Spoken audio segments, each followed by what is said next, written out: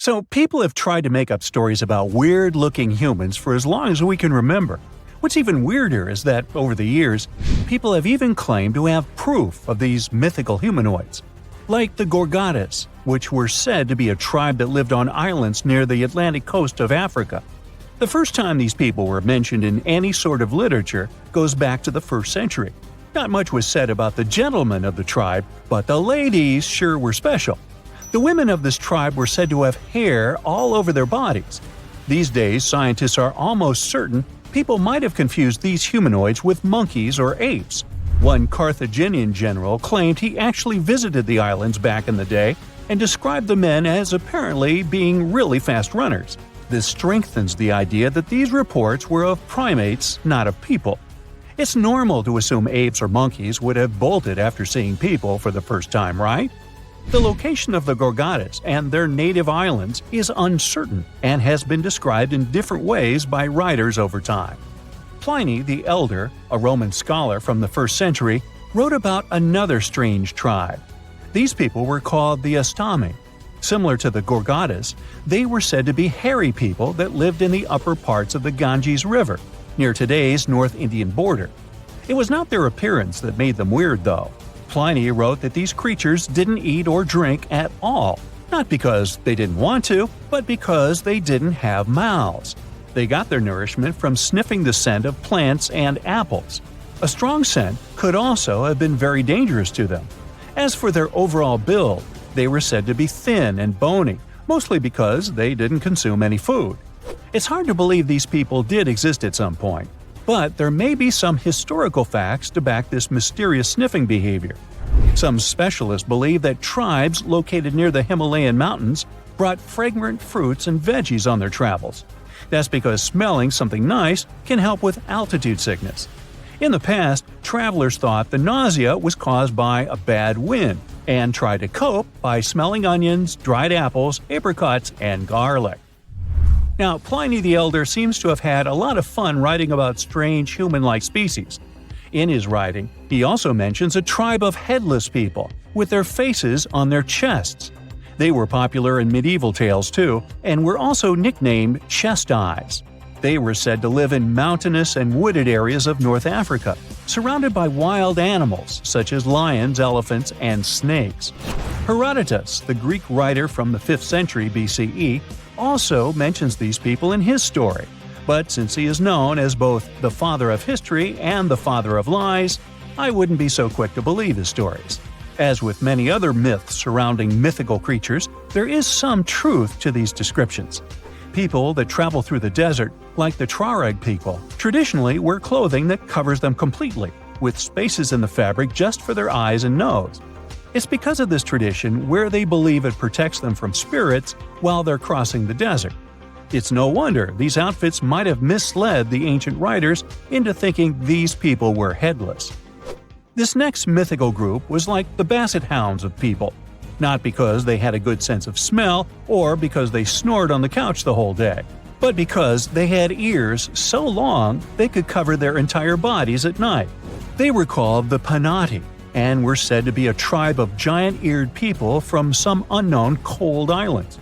They slept inside their big ears, and some said they could even help these people fly.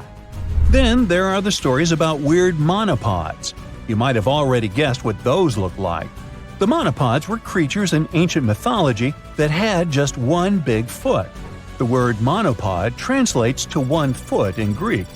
They were also called sciopod, which means shadow foot. That's because, according to some accounts, these people had feet so large they could use them as umbrellas to help them hide from the sun. They would simply lay on their backs with their foot up in case they were ever caught in the scorching heat. Never mind about the foot burn. They were first mentioned in a play in 414 BCE.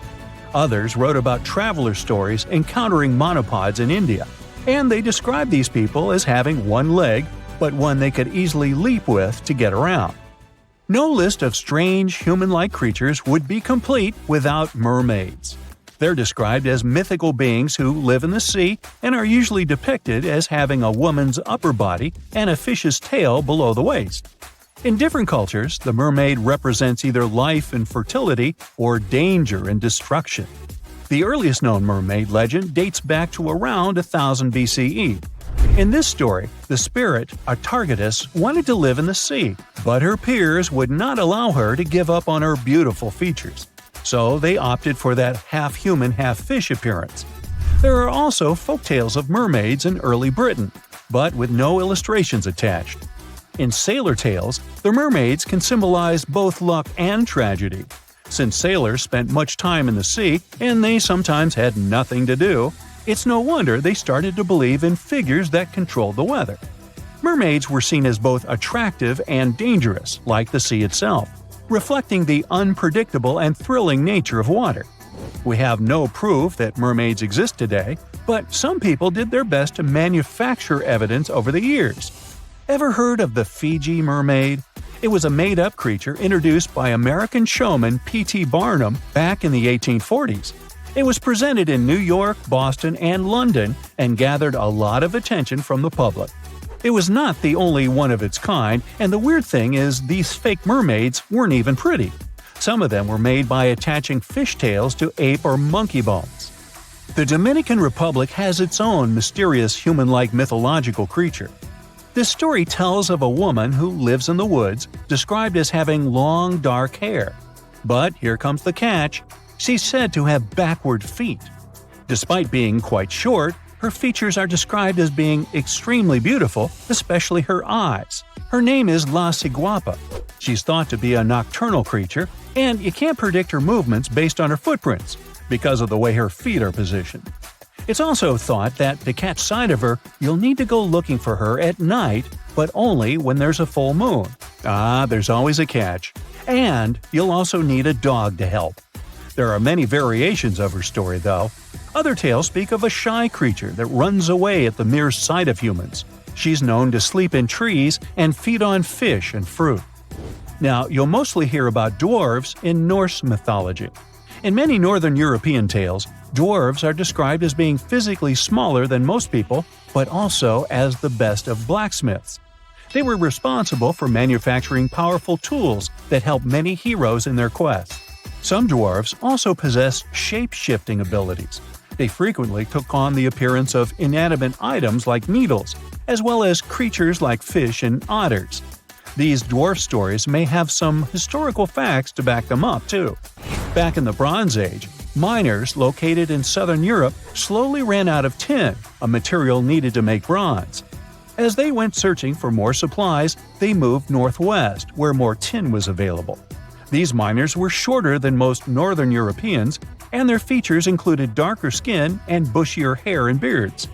To top it all off, they had way better knowledge of metals and how to mine and use them to make necessary tools. It's no wonder that they might have really impressed the guests to the point they believed those miners were magic. Have you heard of Göbekli Tepe? It's an ancient site in Turkey that literally made historians rewrite history books. Over 11,000 years ago, a group of prehistoric humans crafted an enigmatic masterpiece that's even older than Stonehenge.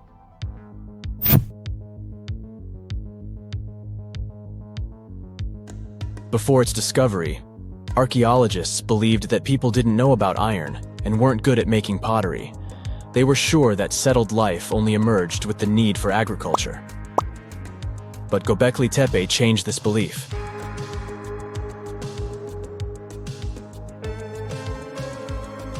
The place has revealed that it was the temple that paved the way for a settled life, not agriculture. Until this discovery, researchers believed that farming was the catalyst for sedentary living. Meet Professor Schmidt, the guy whose findings changed this theory. He managed to prove that hunter-gatherer communities laid the very foundations of this way of life.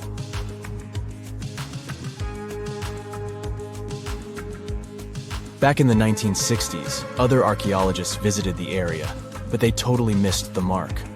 While surveying the region, they stumbled upon a hill with scattered limestone slabs and concluded it was just an old burial ground from medieval times.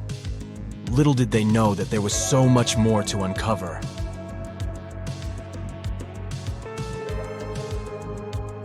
In 1994, Schmidt embarked on his own survey of prehistoric sites in the area. Surprise! He instantly realized he had discovered something truly extraordinary. Unlike the nearby flat and barren plateaus, Göbekli Tepe had a gently rounded top, rising 50 feet above the surrounding landscape. Funny enough, the translation of this place's name is Potbelly Hill. Schmidt was sure only humans could have made something like this.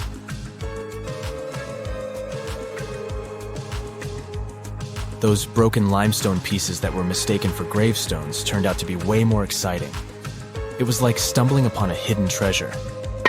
The pieces took on a whole new meaning, and Schmidt with his team was about to dive into the secrets waiting beneath the surface.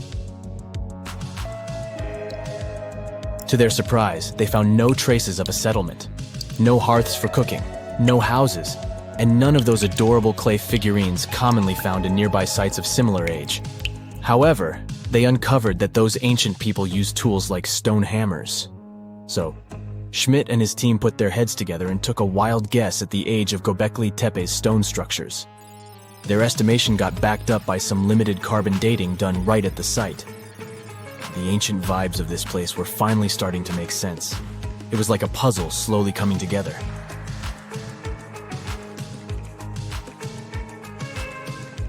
You may think that back then, people didn't have special tools to create something as cool as Göbekli Tepe. Not true. Turns out, these prehistoric folks used flint tools instead of fancy metal chisels. They were also skilled at chipping away softer limestone and crafting pillars right on the spot. Afterward, they carried the pillars a short distance to the summit and placed them upright. Once the stone rings were complete, they covered them with layers of dirt. Over time, they added new rings, and voila!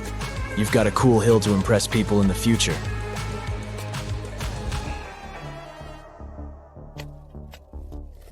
During their first year of excavation, the team went through 15,000 pieces of animal bones from wild creatures. These people didn't have pet animals or grow their own food. They hunted wild animals for their meals. But things were about to change, because the place had everything they needed to start farming. Scientists say they had wild sheep and wild grains that could be domesticated. And guess what? Just 20 miles away, geneticists found evidence of the world's oldest domesticated strains of wheat at a prehistoric village.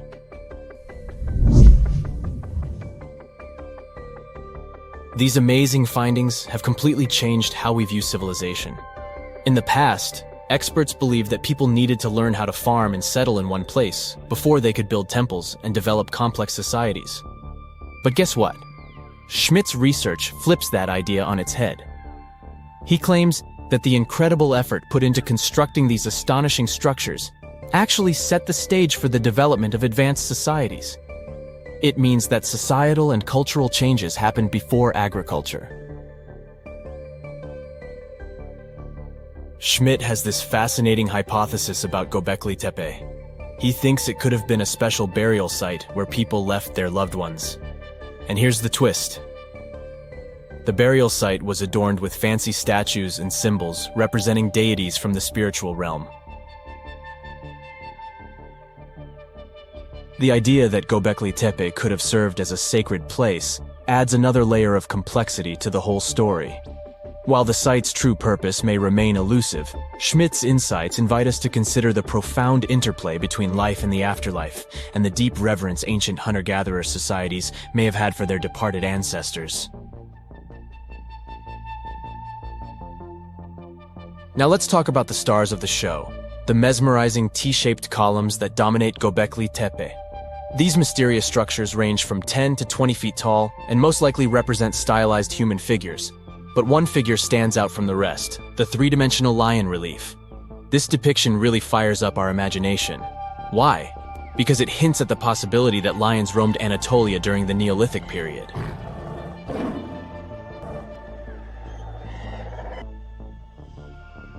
These standing stones are arranged in circles and placed in rectangular pits. Each circle has a similar setup. Two big T-shaped pillars in the center, surrounded by slightly smaller ones facing inward. Talk about a stylish arrangement.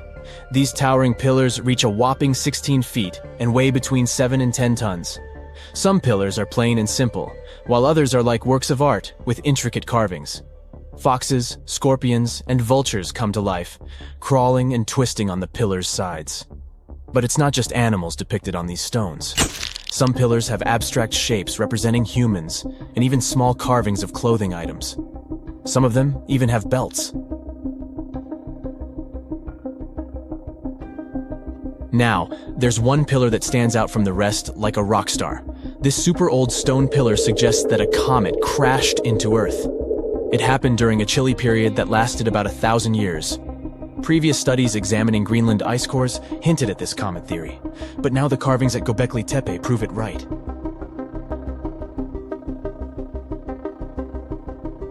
The carvings on the pillars are like a historical comic strip. They even show a headless human figure. Researchers fed the images into a computer and discovered their connections to constellations, indicating that this temple might have been an ancient observatory. It's like our ancestors were trying to document this cataclysmic event in their own unique way. Archaeologists have been excavating and researching Göbekli Tepe since the mid-1990s, peeling back layers of history and providing us with a deeper understanding of the intricate relationship between various elements. They have no plans to stop the whole process for another 150 years. Who knows what else they'll find? You see, Göbekli Tepe has been labeled purely as a ritual site with no signs of domestic activities. We were led to believe that the absence of water meant it couldn't support semi-sedentary communities. But scientists believe it's time to shake things up and approach Göbekli Tepe with fresh eyes. It's time to question what we believed before and use new evidence and different ways of thinking. Like, there might have been a group of people living in the area who didn't stay in one place all the time. They moved around a bit but still had their own civilization, living in the area semi-sedentarily. Göbekli Tepe is not just home to a single temple, but an astounding collection of over 20 ancient structures. As archaeologists delve into the depths of this wonder, they are unraveling its unique layout, featuring two prominent focal points at the heart of each establishment, complemented by smaller structures and dividing walls. What's even crazier is that in this area, there are over 200 obelisks, which are narrow tapering monuments. So, a mysterious discovery was made deep in the Red Sea, the so-called death pools. Woo, that's scary. In 2020, researchers embarked on a dive into the Red Sea. The mission spot was in the Gulf of Aqaba, between Saudi Arabia and Egypt. Near the end of their expedition, as they ventured deeper into the darkening waters, they noticed some strange seaweed floating above the seafloor. They decided to use a remotely operated vehicle and investigate it. Suddenly, they discovered these strange, motionless lakes of water within the sea. These are called brine pools. They're basically pockets of salty water deep on the ocean floor. And when I say salty, I mean it. Sometimes they're up to 8 times saltier than the ocean water itself. Mysteriously, they don't mix well with the surroundings. They formed millions of years ago, sometime during the Miocene epoch, back when weird creatures roamed the earth, like me, and deeply buried mineral deposits dissolved into the water. The largest pool spans about 170,000 square feet. Meanwhile, 3 smaller ones are under 107 square feet each. At first, this discovery didn't seem that scary. But here's why they're so horrifying. Not only are they disgustingly salty, they also lack oxygen. Now hold on a sec, isn't that normal for something that's underwater? Well, it turns out the Earth's waters are full of oxygen, and at least half of this element on our planet comes from the oceans. Just like plants on land, marine plants such as phytoplankton, seaweed, and algae munch on sunlight and produce oxygen through photosynthesis. They release lots of it into the surroundings. Marine life then eats half of it, so only about a quarter of the oxygen that we breathe actually comes from the oceans. Just like us, sea creatures need this element to survive. Without it, they can't breathe and support their metabolism to live. That's why these pools are super dangerous for most of them. It's like a puddle of thick syrup for bugs. When they get in, the poor things immediately suffocate and pass away. Which is why the pools are surrounded by a graveyard of marine animals. But let's see how these things can exist in the first place. Have you ever tried making ice cubes from salty water? Spoiler, it's pretty hard. When you add salt, the water gets harder than usual to freeze, a phenomenon that has a funny name, freezing point depression. Oh, that's because salt interferes with the hydrogen bonds between water molecules. As it finally freezes, stuff like particles, dirt, or dissolved salts get pushed out to the sides. As a result, The salt's kind of squeezed out of the ice crystals and gets trapped near the edges in small bubbles or pockets. Something similar happens in the ocean when seawater starts freezing under super cold polar caps. The salt doesn't freeze with the water. Instead, it gets pushed out, forming a super salty cold liquid, the brine. And then it sinks down to the ocean floor. On a large scale, all this process also helps currents to form. Despite being so dangerous, the pools are still full of microbial life, because microbes couldn't care less, they'll survive anywhere. There are literally thick mats of them in the brines. There are also some salt-loving creatures, like shrimps and eels, hovering around the pool's edges. They're being super creepy, waiting to catch unsuspecting prey that ventures too close to the toxic death pool. Ew. Well, it sounds icky, I know. But this discovery gives us some fascinating insights into how life might have originated on Earth. We already know from the evolution theory that we came from the ocean, but now scientists think that life might have begun in the deep sea in some super dark, oxygen-free places. These brine pools are like time capsules. They're one of the closest things we found to the early Earth. They can tell us the planet's history of earthquakes, floods, tsunamis, and more. For example, they have some traces of rainfall that happened over 1,000 years ago. And they can also help us search for life on other water-rich planets. For example, Mars most likely used to have huge oceans on it. Now, NASA scientists want to send a special instrument called HABIT for a special red planet mission to study things similar to our brine pools. This will tell us more about how life appears and survives in the universe. There is lots of unexplored fascinating stuff like this in the Red Sea. That's why scientists conducted the so-called Decade Expedition and spent around 5 months exploring the place. This expedition was launched by the National Center for Wildlife. They made so many remarkable discoveries that now we've got 77 new research papers. For example, they found over 10 blue holes, incredible underwater sinkholes that host unique ecosystems. They also learned that dolphins can use those blue holes to protect their young from predators. Scientists also found traces of great white sharks, a creepy community of deep-sea lanternfish living in low oxygen conditions, and even a new coral species. It's the most resilient deep-sea corals that also vibe just fine without oxygen, like microbes we mentioned. Speaking of which, research also showed us some new ancient thermal vents and large blobs of microbial formations near Fluorescent Island. Now, can you believe that with all that, we only explored 5% of the ocean? It's divided into several layers based on depth. Each layer becomes darker and more isolated from sunlight as we go deeper. The places that no sunlight can reach are terrifying. Now, the fun, cute layer with dolphins and turtles is called the epipelagic or sunlight zone. It's so tiny, but even this layer is about 650 feet deep. Then we have the mesopelagic or twilight zone. It's the layer of mysterious octopus, shark, and other loners which extend to about 3,000 feet down. And then the horrors begin after this one. We encounter the bathypelagic or midnight zone. It extends to 13,000 feet below the surface, about a half of Everest above you. Here we have the famous poor blobfish, squids, and anglerfish. Below it is the abyssal zone. It extends to about 20,000 feet deep. Since there's not much sunlight or oxygen, as we mentioned, most creatures here are quite small, like tube worms and shrimp. The darkness continues until we arrive at the scariest place of the planet, the place full of trenches formed by tectonic plate movements, the Hadal Zone. It's named after Hades, the deity of the underworld in Greek mythology. Just like Hades' realm is dark, remote, and guarded, the Hadal Zone is the deepest and most depressing part of the ocean. It starts at depths of around 20,000 feet and can go down to 36,000 feet and more. The famous Mariana Trench also belongs to this zone. Only 3 people in history have ever explored these depths in person, making it one of the least explored and most mysterious places on our planet.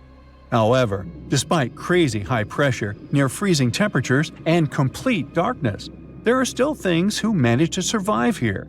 Guys like amphipods, which are critters who feed on dead material sinking from above, and the Hadal snailfish, which lives as deep as 27,000 feet. So scientists used to assume that if there's no sunlight, there wouldn't be that much oxygen around. But one day, a research team decided to measure the levels of oxygen in one of those deep zones. Surprisingly, the levels were super high. They checked the equipment thinking that it was malfunctioning, but nope, all the sensors showed the same thing.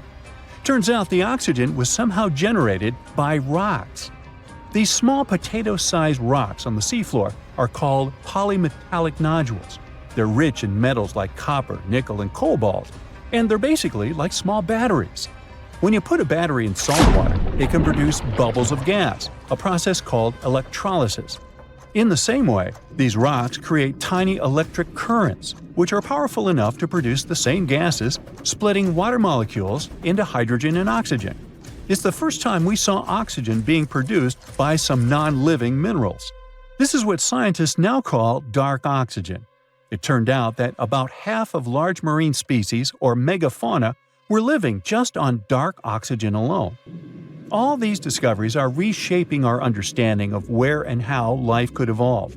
It means that we might be able to find life on other planets or satellites with low oxygen conditions, like Enceladus and Europa, the moons of Jupiter and Saturn, and they have large bodies of frozen water on them.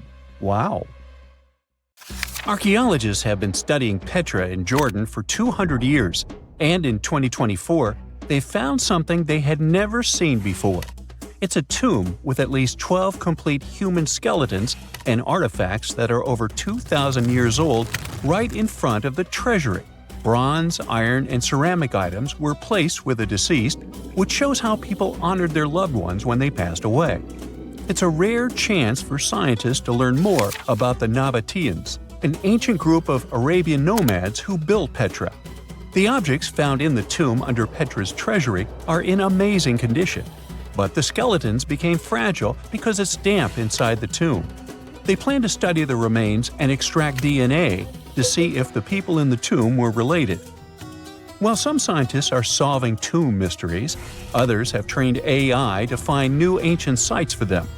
They've created an algorithm that works with a special type of satellite imagery. This technique uses radio waves that can peek under things like sand, soil, and even ice to find hidden objects. AI will help search a huge desert on the Arabian Peninsula called the Empty Quarter for archaeological treasures. The lead scientists of the experiment trained the algorithm to recognize hidden locations using data from a site they had found before. The new tech can discover buried structures within 20 inches, which is very precise. Another groundbreaking tech, LiDAR, which means light detection and ranging, helped archaeologists reveal new hidden cities all around the world. LiDAR can see big structures beneath layers of vegetation and map even subtle changes in ancient landscapes. They use it to scan large areas from a small plane flying over places that aren't so easy to study from the ground, like dense jungle. In 2024 alone, they found new Maya settlements in southern Mexico, gardens, roads, and rivers in Ecuador's Amazon rainforest, ancient ruins on the Pacific island of Tonga, and the remains of 2 medieval cities along the Silk Road route in Uzbekistan. Maybe some smart technology can also explain what Marge Simpson is doing on Earth in an ancient Egyptian tomb from 3,000 years ago. The drawing, featuring a woman with yellow-colored skin, a blue crown, and a green outfit, is alarmingly like the famous cartoon character. If you don't see a resemblance here, I hope you'll at least enjoy an amazingly well-preserved necklace with amethyst and agate beads. It's from another recent find from Egypt, an ancient tomb with 11 sealed burials near Luxor. Archaeologists also found 2 copper mirrors, one with a lotus-shaped handle and the second with a unique design of the deity of the sky, women, fertility, and love in ancient Egypt. The hair of the figurine was originally made from almost 4,000 mud beads. Another awesome find from 2024 is an ancient Greek shrine with intact burials, a sarcophagus, and plenty of gold inside. They think it was built before the year 300 before the Common Era, and the marble lions, also found inside, were made from the same marble as the Parthenon in Athens. Greece is so full of ancient treasures that the city of Thessaloniki will house around 300,000 of those artifacts in their new subway system. Meanwhile, archaeologists in France have found a monument unlike any other, and they can't figure out what it was used for. It's direct proof that people used to live here between the Neolithic and the early Iron Age periods. The coolest part is a monument made of 3 unique shapes that fit together like puzzle pieces. Some gravel found in the monument could mean there used to be a wooden fence called a palisade. People who built it probably used it for protection or decoration. The team studied the layers of soil around the monument to learn more about its origins. The only tools found so far were sharp flint stones, not the cartoon characters, which were used during the Neolithic period. The next step will be radiocarbon dating to figure out exactly how old the site is. Now, the oldest saddle ever found so far was found in the grave of a woman near the edge of the Taklamakan Desert in northwest China. This saddle is the oldest ever discovered. It was crafted from pieces of leather that were sewn together and stuffed with straw and animal hair to make it soft. Now, normally, things made from natural materials like this don't last very long because they rot or fall apart. But the Taklamakan Desert is so dry that it helped preserve the artifact. The herdswoman who used the saddle was buried in her full riding attire, so this proves that not only men used saddles and took part in herding and traveling.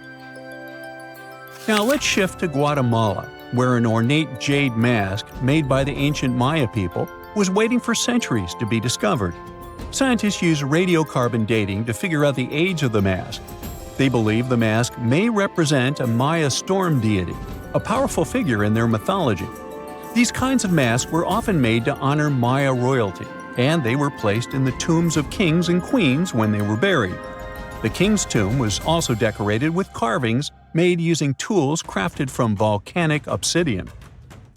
After 15 years of searching, scientists may have finally figured out where the altar stone of Stonehenge comes from. They compared the tiny minerals inside the altar stone with rocks from many places in Wales and England and ruled out lots of spots.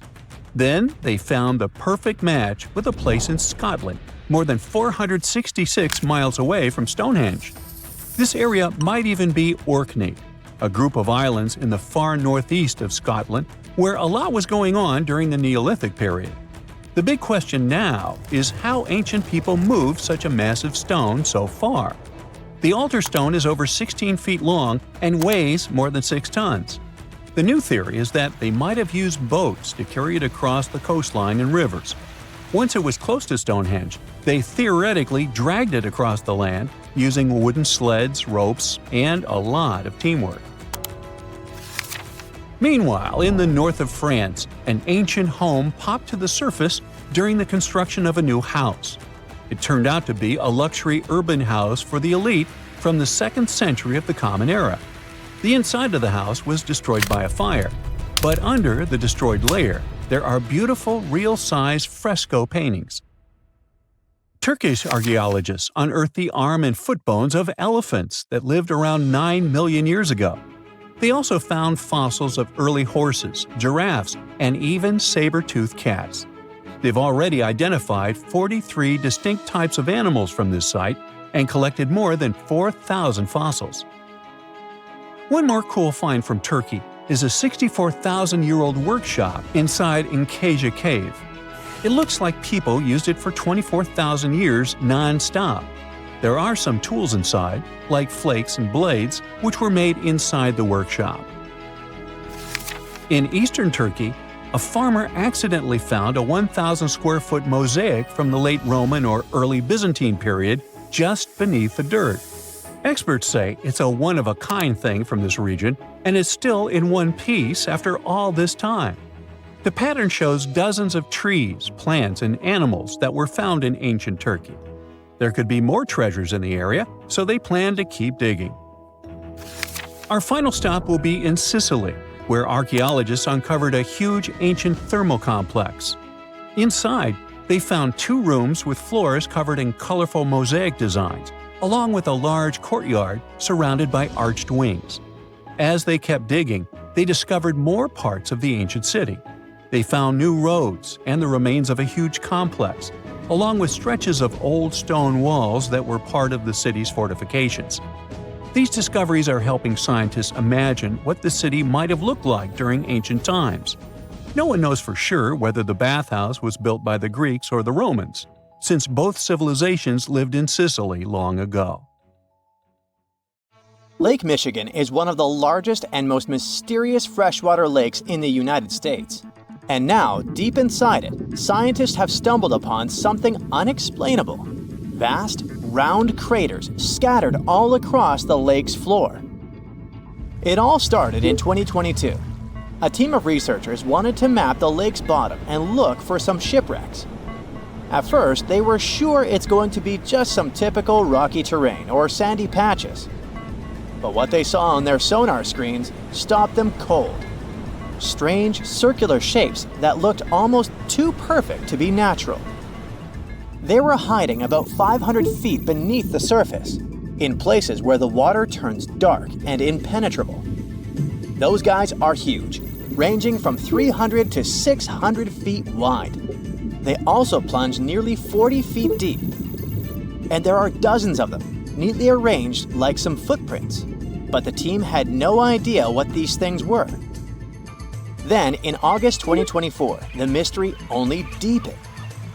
Using a remotely operated vehicle, they got a closer look at these formations. There were about 40 of them. No one had ever seen anything quite like this before in the Great Lakes. What could have created those craters? Could they be ancient? Perhaps remnants of some geological event lost to time? If that's the case, it's weird how long these holes have likely been sitting there, undisturbed. Theories started popping up. One possibility was that they could be sinkholes or dolines. Those are basically holes that suddenly appear in the ground when the surface layer collapses.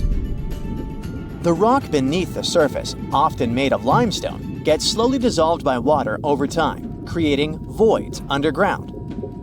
When the surface of those voids can no longer hold its own weight, it caves in, and this forms a hole. Think of it like when you poke a straw through the lid of a drink. Sinkholes can be small dips or huge, spanning up to 2,000 feet. They can happen gradually or all at once. Sometimes they can swallow entire cars or even buildings. And Lake Michigan sits on limestone bedrock. It erodes pretty easily when water flows through it. Sinkholes like these have already been found in Lake Huron, and they look kinda similar. But there are some plot holes, no pun intended, with this theory. For example, it's wild how they all would be so huge. It's also weird and pretty rare for sinkholes to occur in a lake bed. They also kinda resemble a straight pattern. They seem to extend generally southward, forming a loose line, which is pretty weird. If these are sinkholes, then they're definitely not playing the usual geological rules. Though it might be some new, unusual process at play beneath the lake's surface that we haven't discovered yet. There's another theory though. Glaciers. Glaciers are wild rivers of ice. They covered much of the Earth during the last ice age, and they're incredibly powerful. While they might move slowly, sometimes only a few inches per day, they have such immense weight that they can reshape entire landscapes over thousands of years. Glaciers can grind and scoop the land beneath them. They're basically like colossal bulldozers. Their weight, combined with the slow but steady movement, grounds down everything beneath them: rocks, soil, even bedrock. This can create deep gouges in the Earth's surface, called glacial troughs. During the last ice age, there were lots of glaciers all over the northern US, including the Great Lakes region. If they moved across what is now Lake Michigan, they could have carved out these deep holes. Glaciers often move in a pretty straight path. As they move, they cause terrain to erode, but the resulting erosion varies based on terrain. Sometimes there are places where the bedrock is softer or fractured, and these places are more easily carved and crushed by the glacier. That could explain why some holes could be bigger and deeper than others. Harder bedrock is less affected. But usually this leads to rounded, crescent-shaped depressions known as chatter marks. those marks are more like grooves rather than circular, big craters like those in Lake Michigan. Once the glaciers melted, the Great Lakes themselves formed. If the craters were formed by them, they may have filled with water, becoming part of the Michigan Lake. Though this theory is more like a speculation, so we need more evidence. But there's another layer to this mystery. The craters are not just curious geological formations. They actually may hold valuable clues about early life on Earth. Parts of Lake Michigan, especially dark ones, are relatively low in oxygen. It's like a lighter version of deep ocean environments that often have very little of this element. For example, hydrothermal vents deep in the ocean, underwater openings in the Earth's crust with some hot, mineral-rich water that are often very low in oxygen. But some organisms love places like these. For example, opossum shrimp. Teeny tiny shrimp-like creatures that love cold, deep waters. They get their name because they have a pouch to carry their young until they're ready to be on their own, like an opossum. Or deep-water sculpin fish, small bottom-dwelling fish that also enjoys cold lakes. They're well adapted to living in dark waters and usually stay close to the lakebed. And weird organisms like invasive quagga mussels, which kinda look like shells. These are small freshwater mussels that have spread there to the Great Lakes. They attach themselves to hard surfaces and can cause problems for ecosystems by competing with native species for food and space. All these guys could be in Lake Michigan, and even more. There might be microbes or even bacteria that are specially adapted to these harsh conditions, just like it was in Lake Huron. There's only a handful of creatures that could survive deep within these craters, and studying them could give us insight into how life once flourished in Earth's ancient, oxygen-poor oceans. That's because it's in places similar to these, where some of the earliest life forms thrived.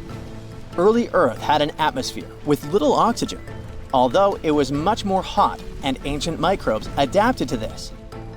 The Great Lakes, especially Lake Michigan, have always had a bit of a ghostly reputation. Like even this mission was organized to study the shipwrecks. There were about 6,000 of them in the Great Lakes. Many of these wrecks are still sitting on the lake beds, preserved by the cold, fresh waters. And shipwrecks aren't the only strange things tied to the Great Lakes. Over the years, there have been stories of unexplained disappearances. Boats and even planes have vanished without a trace. The lakes, often calm on the surface, can suddenly turn dangerous with unpredictable storms and massive waves, leading to these mysterious events. Not even mentioning all the creepy stuff people noticed there over the centuries, such as ghostly lights above water or bizarre weather patterns like eerie, sudden fogs that seem to appear out of nowhere. In 2007, they even discovered some prehistoric structure that looks like Stonehenge there. Well, it was way smaller, but still. It lay about 40 feet below the surface in the heart of Grand Traverse Bay, and it's speculated to be about 9,000 years old, way older than Stonehenge. Looks like this is a print of those who lived in the area thousands of years ago. These massive stones are arranged in a careful, winding pattern stretching over a mile. They range in size from basketballs to compact cars. But one, in particular, stands out. A boulder 3.5 to 4 feet tall, 5 feet wide. It's etched with the image of a mastodon, a creature that roamed the Earth about 11,000 years ago before it went extinct. It probably sank there during the end of the last ice age we mentioned. This period had reshaped the region. This place is underwater now, but back in the day, it was still dry land. So the stones were probably created by people who lived there, though we're not sure why. Were they used as hunting blinds? Or was it some sort of an ancient calendar? Who knows? Only about 15% of the Great Lakes floors have been explored. Now, scientists are gearing up for a deeper dive into this mystery, both literally and figuratively. They want to analyze the lake beds surrounding the craters, hoping that maybe something in the environment around them might have caused them to appear. they have initiatives like Lakebed 2030. These missions should map the entire underwater landscape. This would help us learn tons of interesting stuff about Lake Michigan and our planet's past. Who knows what other secrets these dark waters hide? When diving into the icy depths of the Pacific Ocean, 13,000 feet down, something strange happens. The oxygen levels suddenly spike. It doesn't make sense since we're surrounded by this terrifying darkness. That's when researchers figured out they were dealing with something totally new: dark oxygen. This special kind of oxygen, formed in the cold depths of the ocean, could change our understanding of the origins of life on Earth. It might even bring us closer to finding life on distant planets, and it was all discovered by accident. Our adventure begins in the Clarion-Clipperton Zone, a vast area in Pacific waters that is larger than Mexico. When we dive to the very bottom here, we stumble upon these peculiar potato-shaped mounds scattered across the ocean floor. These are officially called polymetallic modules. They might not look like much, but these little mounds are like hidden treasure chests. Over millions of years, metals dissolved in seawater slowly collect around tiny bits of shell or debris, forming these nodules. Inside them, you'll find valuable metals like manganese, nickel, copper, and cobalt. These elements are crucial for making batteries, like the ones that power your cell phone and electric vehicles. That's why the Clarion-Clipperton Zone has become a hotspot for deep-sea mining. Today, 16 deep-sea mining contractors have permission to explore around 20% of its seafloor. This rush to the depths has made researchers curious to find out what's down there. So they've used some advanced machines to collect sediment from the sea bottom, and then things got strange. The instruments started showing something impossible: massive amounts of oxygen produced on the seafloor, in complete total darkness. Now wait, that is not supposed to happen. You see, the deeper you go into the ocean, the less oxygen you find in the water. By the time you're about 3,000 feet down, there is barely any left. The water is too far from the surface for any atmospheric exchange. And to make matters worse, oxygen is constantly being used up by the deep-sea organisms that live there and by bacteria breaking down organic matter. So oxygen production this far down is supposed to be impossible. At first, researchers didn't believe their eyes. They thought the sensors were broken or faulty because every study ever done in the deep sea has only shown oxygen being consumed, not produced. But they kept seeing the same results repeatedly. For 10 years, this mysterious oxygen kept showing up. Finally, they realized the numbers might not be wrong. Turns out those metal nodules could be producing oxygen, working like batteries. When you drop a battery into seawater, you would see bubbles and hear fizzing because the electric current splits seawater into oxygen and hydrogen in a process known as electrolysis. So, the researchers' theory was that these nodules were doing the same thing, but in their natural state. And they were right.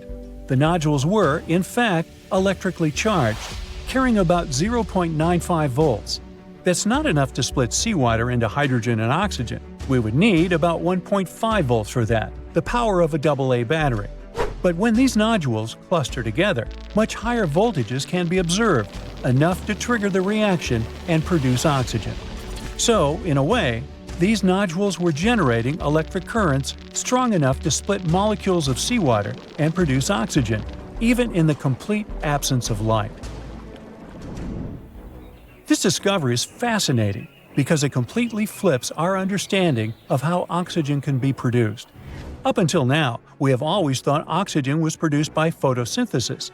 You know, that process where plants and algae convert sunlight into energy and release oxygen. But in this pitch-black deep-sea environment, oxygen was being produced purely through electrolysis. No sunlight was needed. That's why people started calling it dark oxygen. This finding makes us rethink how life might have started on Earth more than 3 billion years ago. Think about it. Plants need oxygen to survive, but they're the ones that produce oxygen. So, where did the first oxygen come from? This complex issue sounds a bit like a chicken and egg situation, but it might have an answer now that we know oxygen can be made in ways that don't need sunlight or photosynthesis. It's possible there was another mysterious source of oxygen back then, which could have allowed oxygen-breathing life forms to exist even before photosynthesis became a thing. The dark oxygen doesn't just change our understanding of Earth's past. It also opens up new possibilities for life elsewhere in the universe. If this process is happening here on Earth, it might also be happening on other planets or moons. Take Saturn's moon Enceladus or Jupiter's moon Europa, for example. Both appear to have salty liquid oceans hidden beneath thick layers of ice. Could dark oxygen be creating oxygen-rich environments in these oceans too? The implications go beyond our solar system. This discovery makes us rethink how we define potential habitats for life. As we explore exoplanets orbiting distant stars, understanding dark oxygen production could help us identify places where life might exist under conditions completely different from those on Earth. Instead of only looking for planets with sunlight, scientists might need to search for signs of chemical reactions that could support life even in complete darkness. This is all exciting news, but let's not forget how our story started, with deep-sea mining. This is how this process usually works. Companies send down a remote-controlled underwater vehicle, like a tractor, to crawl along the ocean floor. This vehicle picks up the metallic nodules and sediment and pulls them through a pipe up to a ship on the surface. Once they have the nodules, the crew sends the leftover sediment back into the ocean at mid-depth. The sediment eventually settles back down to the ocean floor. So is deep-sea mining good or bad? It's hard to say. On one hand, we found a massive and exciting deposits of metals that are essential for creating new clean technologies like solar panels and electric vehicles. With the demand for these critical materials skyrocketing, and it could grow by up to 600% in the coming decades, deep-sea mining could be a game-changer. Some studies even argue that this activity might be less harmful than traditional mining. Since it happens far out at sea, it might help us avoid destroying forests or polluting water supplies. Plus, because it's so hard to reach these minerals, it might be easier to monitor this activity, keeping things under control and regulating the process. On the other hand, there is this current fear that looking for valuable minerals in the ocean could disrupt the dark oxygen process. Those metal-rich nodules aren't just sitting there doing nothing. I mean, they're actively participating in the chemical processes that shape our planet. So they could be playing a key role in everything, from nutrient cycles to the formation of new life. Scientists believe that mining could eventually damage marine life and seabed habitats that depend on dark oxygen. Despite its remote location and extreme conditions, the Clarion-Clipperton Zone is home to a surprisingly diverse and mysterious range of deep-sea creatures, from ghostly white sea anemones and deep purple sea cucumbers to tiny marine isopods, the distant cousins of the pill bug. But we know little about what's down there. It's believed that 90% of the creatures that live in the deep waters of the Clarion-Clipperton Zone are unknown to science. I mean, we do know about their existence, but they don't have an official name and the species can't be identified.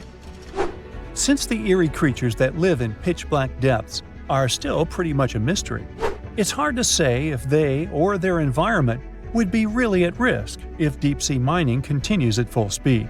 What experts do know is that we need more studies, more data, and more understanding. Now, have you ever seen cricket balls that are 3 billion years old? Klerksdorp spheres were found in deposits of the mineral pyrophyllite in South Africa and rock the science world. They do look like tiny ancient cricket balls with seams-like lines around the middle. Back in the 1980s, some folks claimed these spheres had been made by an advanced pre-flood civilization we know nothing about. One museum curator shared stories about how they rotated on their own in a display case. There was also a TV show that invited a psychic who declared the spheres were pieces of an ancient spaceship. But according to geologists, these spheres are actually pretty common concretions or spherical objects formed by different minerals than the surrounding rock. The seam-like lines are just imprints from the host rock's layers building up over time. The Klerksdorp spheres come in different shapes, from noticeably flattened spheres to distinct discs. As for that episode when one of these spheres spun on its own, the curator of the Klerksdorp Museum cleared that up too. He said that when he put one sphere on its glass shelf when a journalist came to visit, the sphere naturally rotated a bit because it's round. The area where the museum is located often experiences earth tremors from gold mining activities nearby. The oldest known human-like footprints could be 6 million years old. They were found on the Greek island of Crete in 2002. If the number is correct, it would mean that early human ancestors may have migrated between Europe and Africa much earlier than we previously thought. This doesn't mean Africa is not the cradle of humankind, though. It could just prove that early human ancestors moved back and forth between continents. Some researchers believe the footprints were left by a bipedal creature possibly related to an early human ancestor nicknamed El Greco. According to scientists who studied them, the footprints have a very human-like shape, with 5 toes and a parallel big toe. Some scientists are skeptical about it and suggest the prints might be from a late European ape. The new study analyzed fossilized marine microorganisms found in the sedimentary rocks to determine the footprint's age and prove it's actually 6 million years. The next amazing find that keeps scientists entertained is the Dorchester plot. It's a beautifully crafted metal vessel with some fancy geometric designs embossed in shiny silver. The pot was discovered in, who could have thought, Dorchester in 1852 under quite unusual circumstances. During a powerful blast, the pot broke into 2 pieces. Scientists believe it was originally embedded within a rock or boulder known as pudding stone. The rock from which the Dorchester pot emerged is dated to be around 500 million years old. So it could mean the pot itself is also that old. The current and less exciting theory suggests that the Dorchester pot is a Victorian-era candlestick holder. Such things were really trending back then, so it's not a surprise to find such fancy household item from that time. The Dorchester pot falls into the category of ooparts, or out-of-place artifacts. Those are objects that seem too advanced for the time period they're supposedly from.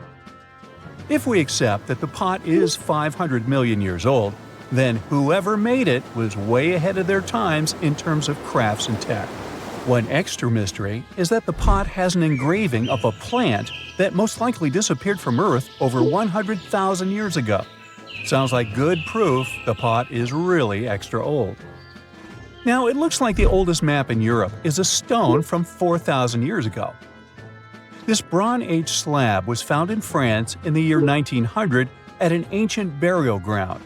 The carvings on the slab show in 3 dimensions the River Odey network with a fantastic accuracy of around 80% over an 18-mile stretch. There are other stone-carved maps around the world, but this one is unique because it shows a specific area to scale. Looks like the slab's carvings don't just map rivers and hills, but also settlements, barrow sites, and field systems. Archaeologists say the slab wasn't used for navigation, but rather to symbolize power. The detailed markings on the slab might have served to illustrate the domain of a local ruler, possibly a prince or king, to show their control over the territory. When the ruler lost power, the slab was likely repurposed as part of a burial vault. The unique artifact was stored in the cellar of a museum. For decades, no one even noticed until several scholars read older reports about the slab and decided to check it out.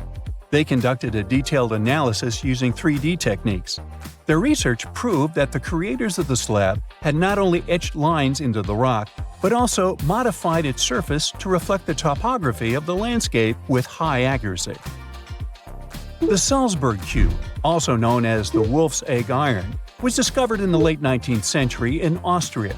Now, don't let the name mislead you. It doesn't look like a cube at all.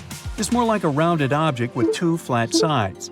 Down the middle, there's a groove, and the surface is covered with pits and craters. This unique appearance is the reason why many people think it might be something out of this world. Workers accidentally found this artifact when they blew apart a piece of coal. The coal seam it came from is thought to be over 60 million years old. The Salzburg cube moved between museums, mysteriously vanished in the early 20th century, and then showed up again.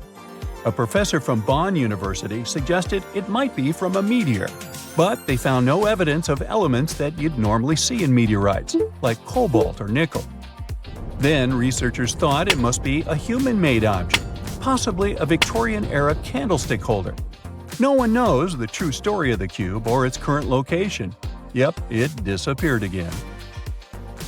Have you heard about the Meister print? It's a fossilized sandal print discovered in 1968, and it has sparked a lot of intrigue.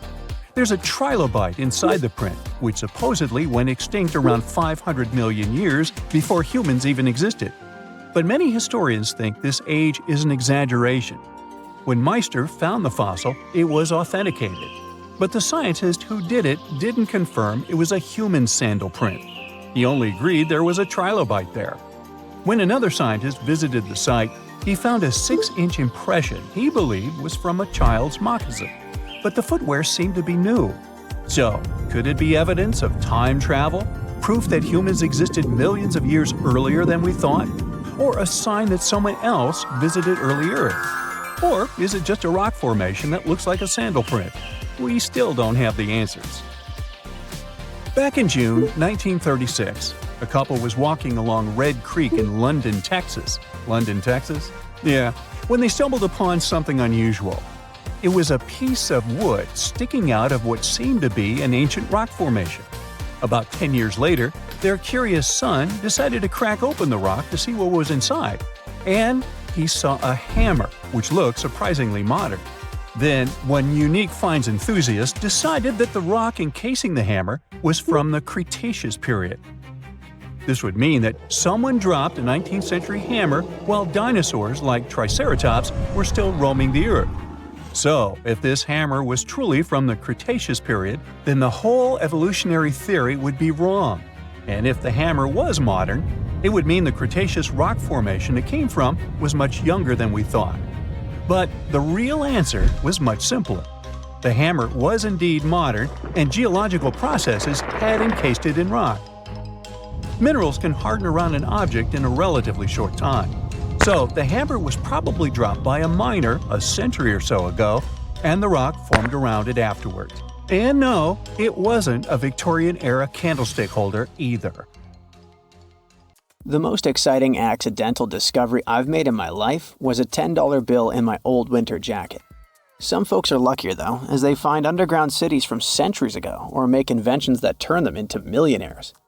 Velcro was invented after a routine walk in the woods. Kellogg's cornflakes were inspired by a chipped tooth, and Play-Doh saved a business empire from falling by chance. Back in 1998, electrical engineer John Williams found something that looked like an electrical plug sticking out of the ground. He started digging and noticed that it was stuck in a small rock. He found it in a rural location in North America, far from civilization, industrial complexes, airports, factories, and electronic plants. This piece of electronics embedded into a solid granite stone got the nickname Enigmalith and a price tag of $500,000. Some scientists are sure it's a big hoax and not a souvenir left by some visitors from space, as Williams claims. But the finder of the rock wanted to prove that it was a real piece of ancient technology, some sort of an electrical connector. If it's not a hoax, then this little find could be proof that humans, or some other civilization from the past, were way more advanced than we ever thought. They must have managed to invent a way to transmit electricity long before humans in the 19th century. He offered scientists to take a look at this find and establish what it really is without breaking the rock open, but there were no takers. Williams consulted an engineer and a geologist, and both confirmed there were no traces of glue on the electronic component. It hasn't been welded either, so it must be as old as the rock, which is around 100,000 years old, according to geological analysis. Dr. John Kellogg had a philosophy of biological living with regular exercise, massage, plenty of water, zero bad habits, caffeine, and no meat. At the end of the 19th century, he looked over a health institute in Michigan. He once whipped up a mix of flour, oats, and cornmeal. He thought that by baking whole grains at high temps, they'd be easier on the stomach and healthier overall.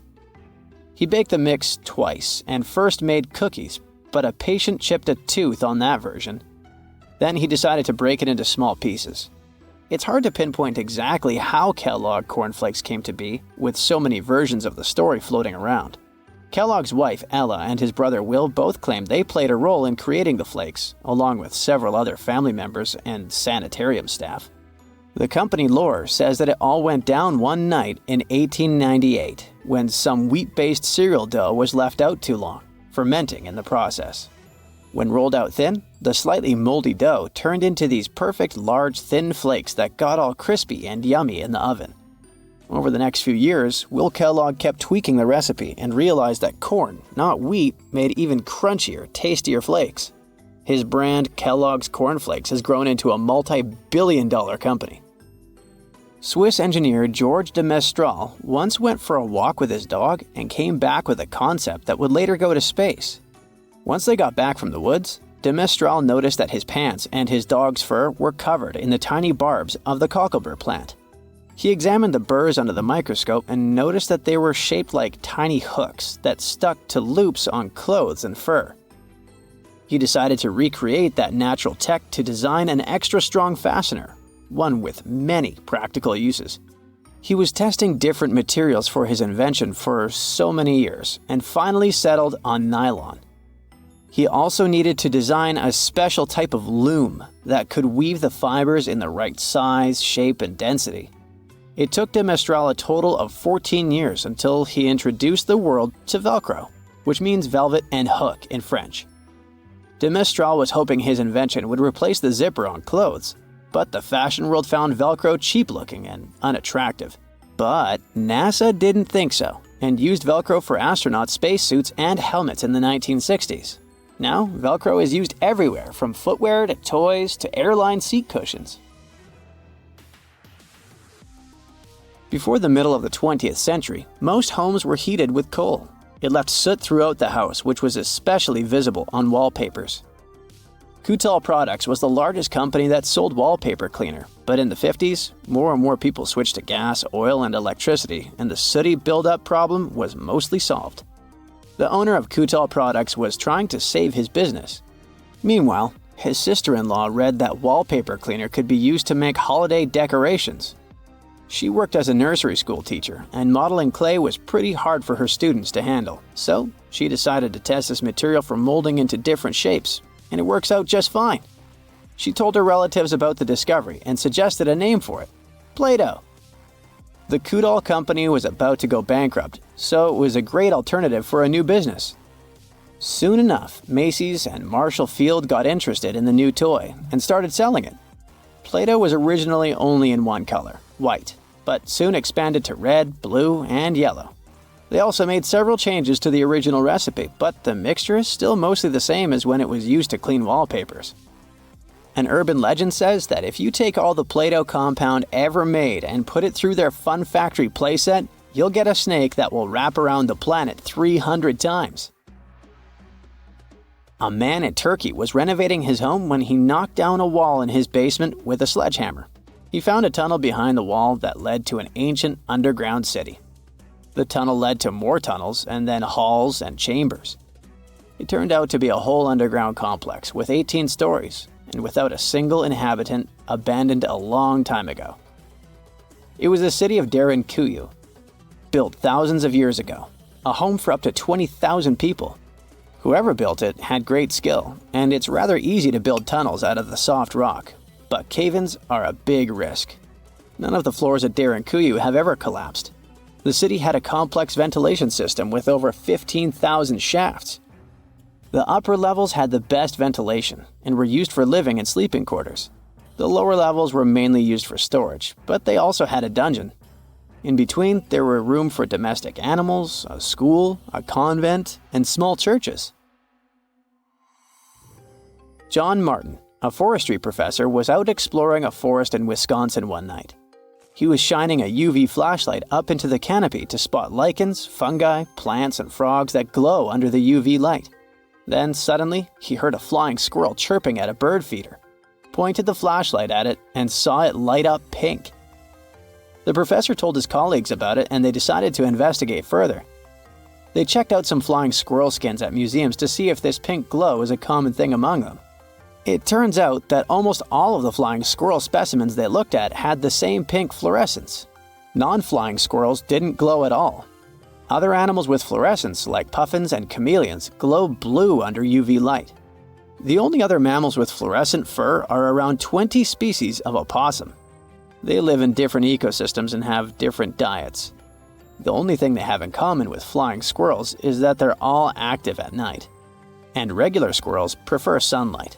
There's enough ultraviolet light in low light conditions, and nocturnal animals need UV vision.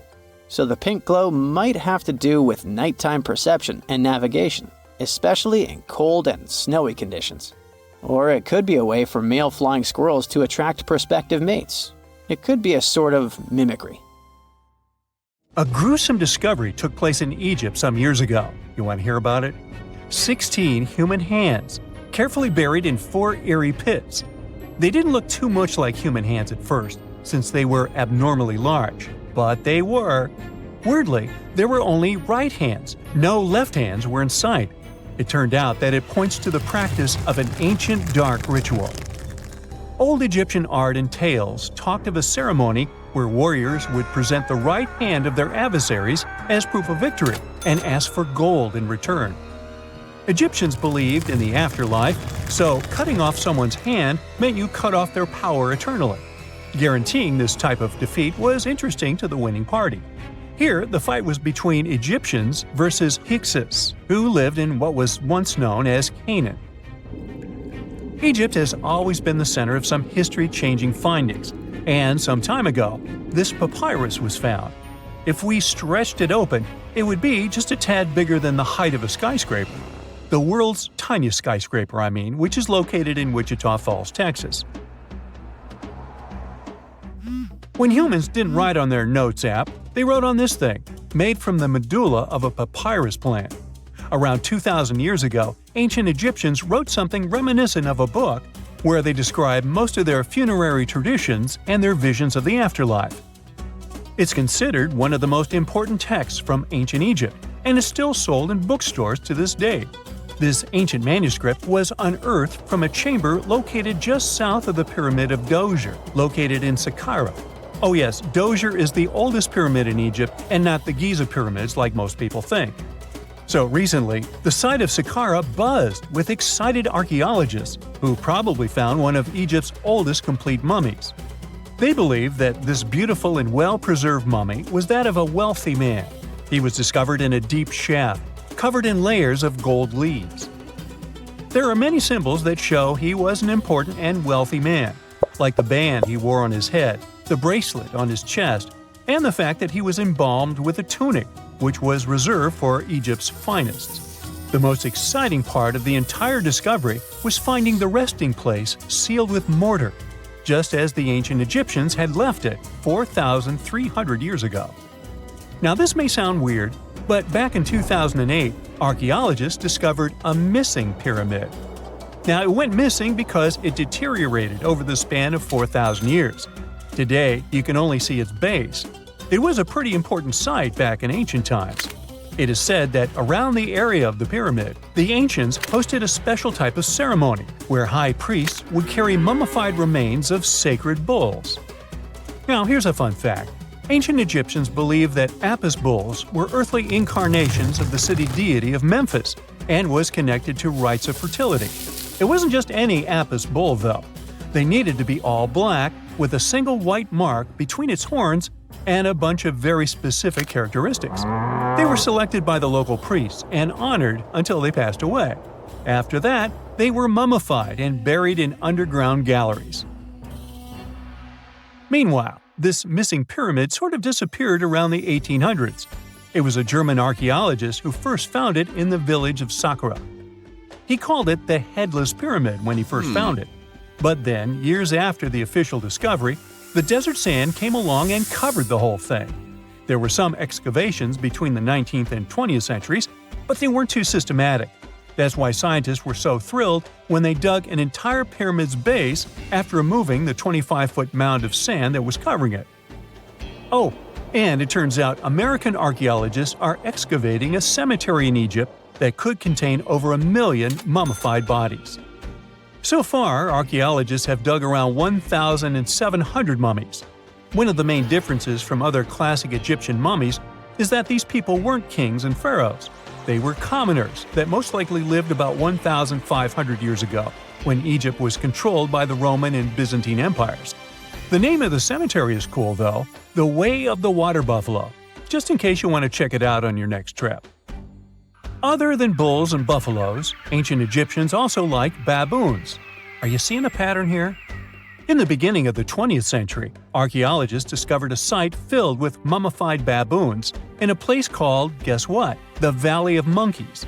An animal wouldn't have been mummified if it wasn't considered important. Certain animals were more important than others, since they were linked to specific deities. Jackals were connected to Anubis, the ancient god of the afterlife, and cats were likened to the female deity Bastet. Baboons were a pretty big deal, since they were believed to be connected to Thoth, the deity of wisdom and advisor to Ra, one of Egypt's supreme deities. The archaeologists who studied these animals weren't too happy. They think these baboons were kept inside and were deprived of sunlight for most of their lives. They had extreme vitamin D deficiencies and they were poorly fed. Maybe Thoth got angry with these baboon keepers. Just a guess. Since there's never a boring day for archaeologists in Egypt, they also found human mummies with golden tongues. Since Egyptians were all about the afterlife, they believed that golden tongues might help a person speak once they pass to the other side. I mean, it's a long shot, but hey, why not?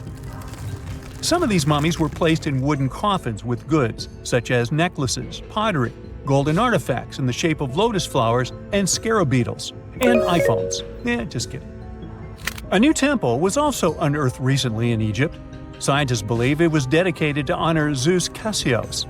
That deity would be a cross between Zeus, the almighty Greek deity of the sky, and Mount Cassios. While digging around the Sinai Peninsula in Egypt, archaeologists spotted 2 pink granite columns poking out of the ground, and bingo. They believe these columns represented the temple's front gate and collapsed during an earthquake many years ago. And speaking of deities, there weren't only super serious deities. Recently, scientists unearthed a golden ring in a city south of Cairo.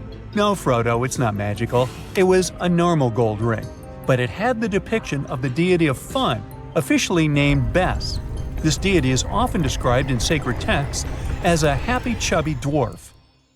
Today, many tattoos we get are sorta deprived of any sense and are made of aesthetic purposes only. In ancient Egypt, though, women would get tattoos as a token of protection for childbirth. That's what scientists think, at least. Around the Nile region, scientists found some mummies that had well-preserved tattoos, which is a rarity since the skin deteriorates so easily. 2 of these women tattooed their lower backs, and the drawings were simple. They were mostly pictures, including that same chubby dwarf we just talked about, Bes. He also had a side hustle as the protector of women during childbirth. Now, would you believe me if I told you ancient Egyptians invented robots? No? Well, that's because that's not entirely true. Sure, they were astronomers, mathematicians, and engineers, and somehow they also squeezed an eccentric invention into that package. An automated deity some scientists called Hathor. This wooden statue had been in the Metropolitan Museum of Art for years before someone noticed its secret. With the help of an X-ray machine, specialists discovered a mechanical operating system inside it. The pulley-like axis goes from the statue's shoulder to her left leg. When the system rotates, the statue raises and lowers her hand. Hey, pick me! Pick me! I got my hand up here. In February 1961, 3 adventurous rock lovers were searching for geodes near Olancha, California. They took one of their findings home and studied it because it looked pretty unusual. They managed to cut through the matrix and discovered something unexpected inside. Instead of the usual mineral formations, it had a cylindrical object resembling porcelain inside. There was a metal shaft at its center, and around it, a hexagonal sheath made of copper and some unidentified substance. Its discoverers were hoping they had found an example of some unknown technology from 500,000 years ago. It could be proof that there was a hyper-advanced ancient civilization like Atlantis, or that time travel was real. Maybe someone came all the way from the future and accidentally dropped the item. Or maybe some intelligent extraterrestrial beings brought it when visiting Earth. If any of these theories were true, it would mean that scientists have to completely rewrite all human history as we know it. But not everyone shared the excitement, and truth seekers and alternative archaeology circles were trying to solve the mystery of the so-called Koso artifact until the late 90s with theories and debates. Then a group of skeptics took images and x-rays of the discovery and showed them to spark plug collectors. They have identified the artifact as a spark plug with corroded metal components from the 1920s and not ancient technology at all. Almost 20 years later, one of the co-discoverers of the artifact agreed to take it for inspection at the University of Washington. They officially confirmed it was a 1920s-era champion spark plug. And the stone matrix containing the artifact wasn't a geode, but a concretion. Those can form because of natural processes over decades or years, but not millennia. The Koso artifact is a good example of an out-of-place artifact, which is a thing in pseudo-archaeology. It's something found in a place or time where it shouldn't logically be. These artifacts seem too advanced for the time period they're found in. They could also mean human activity existed when humans weren't supposed to be around. The Baghdad Battery is another example of such an artifact. It was found in the 1930s by a German archaeologist and consists of a clay jar, a copper cylinder, and an iron rod going through the jar's stopper. Its top, which was broken off, probably had been sealed with asphalt. Its discoverer noticed that it had two different metals and possibly an electrolyte, which are key components of a battery. There are no ancient writings to support this theory, but when scientists ran tests and filled it with an ionic solution like vinegar or wine, it showed that it could conduct electricity. If it really was a battery from 2,000 years ago, it might have been used in ancient medical practices, or even embedded in statues to make it look like they were buzzing to impress people. Kionich, who found it, believed it was used for electroplating, a process for coating metals. Even if it was used as a battery, the Baghdad artifact could only produce a small amount of energy, around 1 volt of electricity. So, some people believe it was used as a storage container for sacred scrolls. Back in the 1930s, a couple stumbled upon something strange while walking along Red Creek in London, Texas. It was a piece of wood sticking out of what looked like an ancient rock formation. Around a decade later, their son, who was really curious to find out its secret, decided to crack open the rock and found a surprisingly modern hammer inside. This discovery caught the attention of Carl Bau, a young Earth creationist who claimed the rock surrounding the hammer dated back to the Cretaceous period. He saw it as evidence against evolutionary theory. After some investigation, scientists proved that the rock was not as ancient as it seemed. Geological processes have just encased the modern hammer over time, so it wasn't evidence of humans coexisting with dinosaurs like the Flintstones, as some hoped. It was just a case of a miner dropping his hammer centuries ago and nature doing its thing. A Chinese archaeologist supposedly stumbled upon some caves that seemed to serve as a burial ground for small beings with big, oval heads. Alongside these remains, there was rock art depicting figures with round helmets, the sun, the moon, the earth, and stars connected by groups of pea-sized dots. They also found over 700 mysterious stone discs etched with spiral grooves. Things got even weirder when these discs were sent to a Chinese professor who claimed the grooves were actually written characters. According to his translation, the discs told the tale of Dropa visitors from another planet who had crashed their spaceship on Earth about 12,000 years ago and had tried to live among us until they were hunted down by locals. But there's no concrete evidence that any of this actually happened. The story was first published back in the 1960s in a couple of articles, but it all seemed a bit fishy. None of the people involved, the archaeologist, the professor, or even the university they supposedly worked at, seemed to have left any trace in the records. And while there is a group in Tibet called the Dropka, they're fully human, not extraterrestrial visitors, and there's no solid proof that the Dropa stones exist at all. In a remote part of China, there are some bizarre pipe-like formations known as the Bagan pipes. A local explorer found them back in 1996, protruding from Mount Bagan and along the shores of Tosan Lake nearby. Some people thought they were the work of ancient guests from other planets. When samples of the pipe material were tested, they contained mostly common minerals, but there was a mysterious 8% of unknown stuff. Special testing revealed that these pipes had been there before humans. Chinese geologists later visited the site and suggested that these pipes were formed naturally over time. It could be sediment piling up in the fissures in the earth, or even fossilized tree roots from the area's lush past, but it's not certain. There's a mysterious terracotta head in Mexico with a hard-to-pronounce name, discovered back in the 1930s during a burial excavation. This head looked a lot like fancy Roman statues, so it wasn't clear what it was doing in Mexico. For some reason, the discoverer kept it secret for several decades.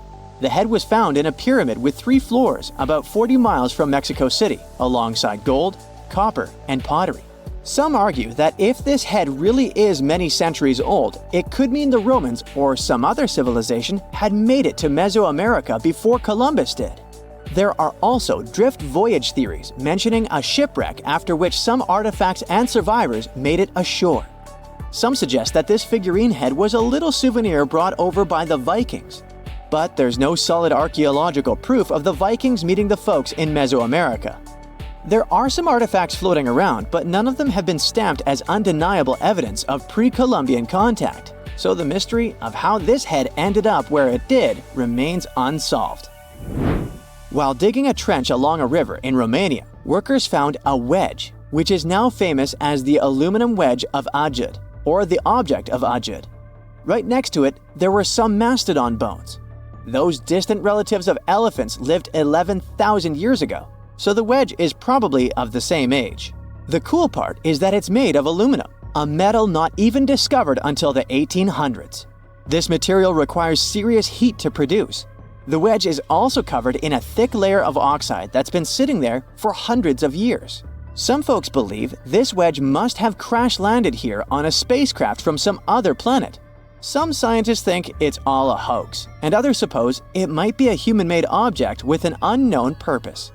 Can you imagine that all modern humans came from about 1,000 people? Around 800,000 to 900,000 years ago, almost all of our ancestors disappeared, leaving about 1% of the population behind. So, what the heck happened? The Earth often goes through glacial cycles, things that we call ice ages. Back in the past, they were pretty mild and happened regularly, about every 41,000 years. The ice ages happened because of the Earth's axis. Our planet is slightly tilted at an angle, which is why its axis isn't straight up. Over thousands of years, this tilt has changed a bit. This teeny tiny shift completely changes how much sunlight we receive, especially at the poles, and leads to incredibly strong cold or warm periods.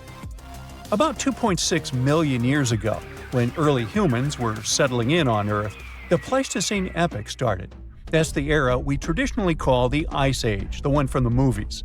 Large ice sheets completely covered parts of North America, Europe, and Asia. It wasn't constant ice everywhere all the time. These glacial cycles came and went, and sometimes ice sheets melted for a while. But overall, things were still much snowier and colder compared to now. We can still see the evidence of this from back in the day. Those glaciers carved out valleys and left behind some awesome things like moraines and fjords. And since sea levels were super low, a huge part of the world was land. This allowed people and animals to travel between continents and spread everywhere. It was the time of the megafauna. You all know about it from the movies. Woolly mammoths, saber-toothed cats, giant ground sloths, and mastodons. Our ancestors had some fun times hunting all those giants. Now, humans didn't come from one lineage. It wasn't like monkeys slowly turned into humans. We also consisted of many species: Homo erectus, Neanderthals, and so on. But only one species, Homo sapiens, survived and turned into modern humans. Harsh conditions forced them to get smarter. They learned how to make tools, clothing, and shelters to survive. They became hunter-gatherers and invented fire, which turned out to be super useful during the Ice Age, you think? But they had no idea what horrible change was coming. Something disastrous happened about 800,000 to 900,000 years ago. Humans faced a drastic population crash. Only 1,280 people survived, give or take. Some 99% of early humans were wiped out, and this tiny 1% was lucky enough to become our ancestors. This almost extinction, unsurprisingly, was the climate's fault. It was the Middle Pleistocene transition. The Earth's orbit around the Sun changed its shape a bit. Carbon levels dropped. A lot of stuff was happening, and the Earth's climate was going wild, becoming incredibly cold and dry. The seas suddenly got chillier, and Africa and Eurasia experienced horrible droughts. Looking for food was almost impossible. Scientists learned this by taking the DNA of about 300,000 people from all around the world. They used a new method to help them map the history of human evolution over 1 million years and learn more about it. No wonder we can barely find any fossils from that time. There was almost no one around. What's interesting is that before that happened, most apes had 24 pairs of chromosomes.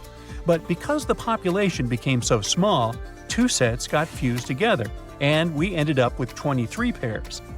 This was the final straw that separated us from other apes. Chimpanzees, gorillas, and orangutans all have 24 pairs, but our fused one became known as the human chromosome. Like a ripple effect, this little thing influenced our brain side, helped us start walking on our toes, and even form language. It took humans about 100,000 years to recover from this catastrophe. Only after all that time, they started spreading around again. Isn't that insane how we managed to go from 1,000 to 8 billion people? In any case, the Ice Age finally ended about 11,700 years ago. The warm period, called the Holocene, began. As things got warmer, human civilizations finally began to develop. 5,000 years ago, it was ancient Egypt, then the Indus Valley Civilization, ancient China, and others. And while we've been thriving for a while, there's one catch. The Middle Pleistocene transition changed the length and intensity of glacial cycles. Before the transition, sure, there was the Ice Age, but the cold was milder, and the glacial cycles were shorter. Things got covered in ice sheets about every 41,000 years. But after the transition, the glacial periods became longer and more severe. These cycles started following a new pattern.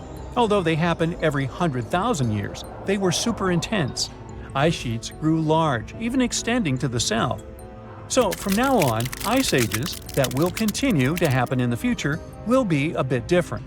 The next one should be at least 50,000 years from now, maybe longer. It's good for us because it'll occur later, but at the same time, the consequences will be stronger. What our ancestors went through is called a population bottleneck. That's what we call a sudden and huge reduction in the size of a population. Usually it happens because of things like earthquakes, floods or droughts, fires, and even human actions. Just a few people survive, and only they can pass their genes to future generations. And we've got plenty of such bottlenecks in history. Our modern species, Homo sapiens, originally lived in Africa. Around 60 to 80,000 years ago, a small group of them left Africa and spread across the world. It wasn't on a whim, though. They had to move somewhere because of the droughts and huge climate problems in Africa at that time. They had to go look for food and find new places to live. They traveled through the Middle East, moving into Europe and Asia, and eventually reaching Australasia and the Americas. They quickly settled across different continents and started mixing with local human-like species, like Denisovans and Neanderthals. But there was a problem. Originally, the African species were super genetically diverse, but since only a small part of them decided to move out, they carried just a bunch of these diverse genes with them. Unfortunately, this caused a bottleneck for everyone. Human-like species from other parts of the world became less genetically diverse. Since they had a smaller gene pool, they became more vulnerable to all the harmful stuff. The African population also had a drop in genetic diversity. But at least humans managed to survive. Although eventually, non-African populations really dropped, and there were no Neanderthals or Denisovans left, only us, Homo sapiens. That's why we can say that all modern humans came from Africa. Early humans sure had it rough. About 74,000 years ago, they went through yet another disaster, the Toba catastrophe. But keep in mind that all these things are just a hypothesis. It's not certain whether it actually happened. Now basically, scientists think that there might have been a supervolcanic eruption at Lake Toba in Sumatra, Indonesia. This volcano going crazy was an absolute catastrophe for Earth's climate and humans. The eruption was one of the most powerful volcanic events in the last 2 million years. It spewed out from 670 to 1,500 cubic miles of lava and volcanic stuff. Just so you know, there are about 3,100 cubic miles of water in our planet's entire atmosphere, and this eruption had almost half as much lava. This horrendous disaster led to the formation of Lake Toba, a massive caldera lake in Sumatra. It also spewed out tons of ash and sulfur dioxide into the atmosphere. This caused the so-called volcanic winter, which means that while it's not actually winter, the temperatures drop and the planet is freezing because all these ash clouds are blocking the sunlight from reaching the Earth. This event affected climate patterns for years to decades. This also most likely sped up the arrival of the next glacial cycle. Luckily, humans are crazy good at surviving. The global human population was reduced to a few thousand people yet again, and they still managed to overcome this. There's an amazing place in Ethiopia, East Africa, called Hadar. This place is a treasure trove. We found tons of old animal fossils there. And among those remnants, we discovered something very special, the fossils of a creature called Australopithecus afarensis. One of these guys was found almost complete. You might know it today by the name Lucy, after a famous song by the Beatles. Lucy was a small lady, only about as tall as a kitchen counter. She lived 3.2 million years ago and became a huge celebrity when we found her in 1974. She helped us learn more about our early ancestors, creatures called Australopithecines. Around 10 to 12 million years ago, there was a group of animals that broke into two branches. One of the branches led to modern apes, while the other led to humans. This separation happened because one group decided to stay in trees and became what we now call gorillas, chimpanzees, and orangutans. They moved around using all four limbs and lived in forests. But the other group decided to live on the ground and try walking on two legs. Because of that, their brains started getting bigger over time. And over millions of years, they became bald monkeys who watch videos on YouTube. Yeah, you know who you are. Lucy, like other Australopiths, was a bit different from us. She still looked like an ape and lived during a transitional stage. She could walk on two legs, but didn't do it all the time.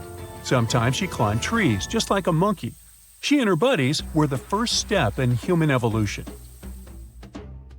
Then came a new branch of evolution, Homo habilis, or handyman.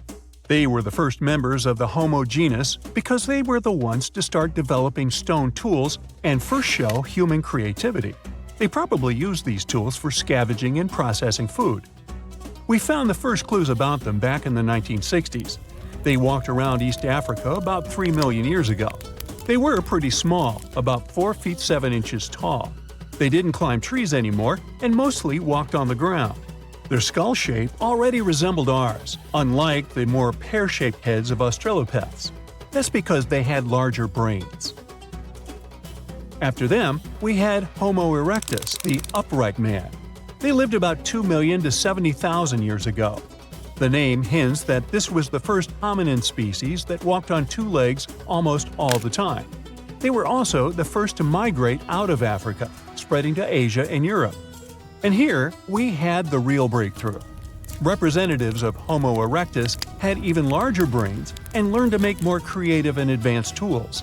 They created the first choppers, cleavers, and hammers, and used flakes as scrapers and knives. They probably used a lot of things, wood, bark, and even grass to make the first strings and ropes. With all that, they learned how to hunt large animals and probably hunted together a lot. They were also the first ones to start using fire, which changed our history forever. Over time, more Homo species emerged, including the famous Neanderthals. They're known for their European roots. They split from our common ancestor around 400,000 years ago. Now, even though we share one common ancestor, we didn't evolve from Neanderthals. They were a separate branch. All Neanderthals went extinct, but our evolutionary branch coexisted with them a long time ago. Neanderthals were resourceful, hunting both land and sea creatures. They left behind thousands of stone tools and even decorated caves with paintings. They had their own ceremonies, too. They started to bury those who passed away. They probably noticed that leaving them in the wild leads to spreading diseases and attracting scavengers. But they also showed care and love in their burial rituals. Then it was time for archaic Homo sapiens. They lived around 500,000 to 200,000 years ago, emerging in Africa and Europe. This was the last leg between our ancestors and our modern species, Homo sapiens. The brain just kept getting bigger. They started to show more complex behaviors, not only burial and interesting stone tools, but also smart hunting strategies and planning for the future. They probably had a diverse diet that included both hunting and gathering. And finally, we reached the anatomically modern Homo sapiens. They emerged around 200,000 years ago in Africa. They had a similar skeletal structure and brain size to modern humans, and their behavior was pretty close to ours. They had complex social structures, started thinking in symbols, and so on. They migrated out of Africa around 60,000 years ago, spreading across the globe and eventually replacing other hominin species, such as Neanderthals. They started to create their first languages and form their first words. The first words were probably very simple, like "ah" to call someone and "ma" for babies. After evolving into our final stage, we started advancing in our cultural and technological development. This development became very rapid over the last 200,000 years.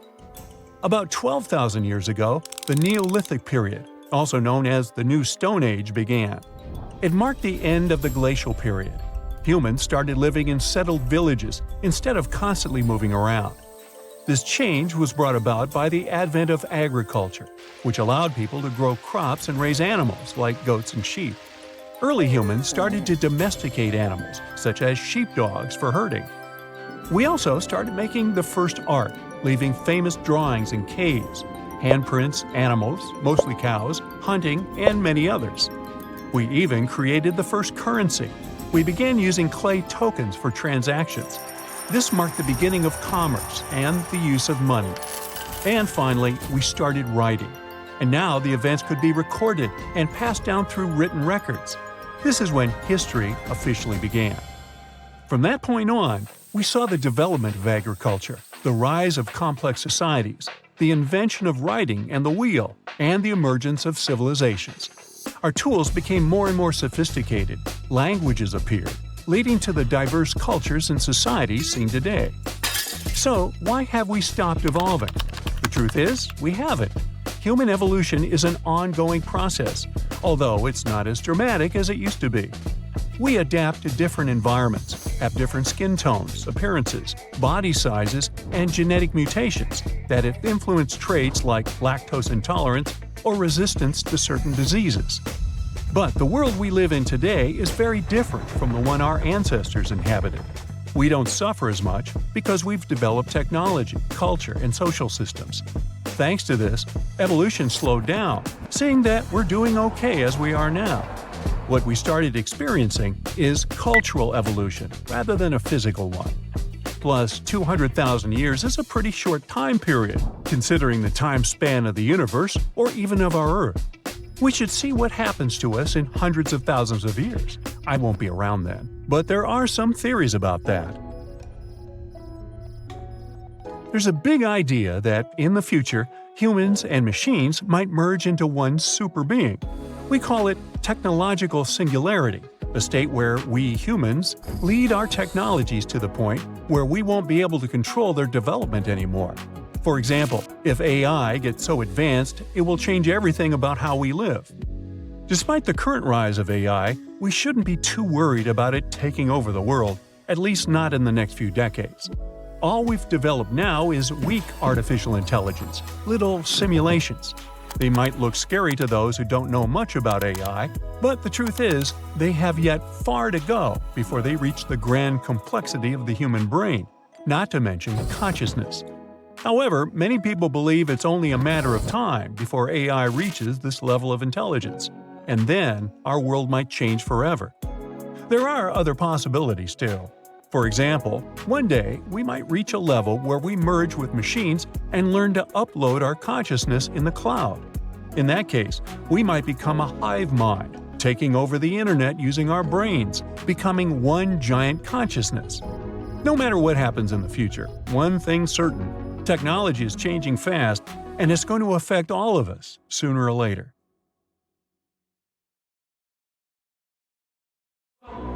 Whoa, there could have been more human species throughout history than we used to think.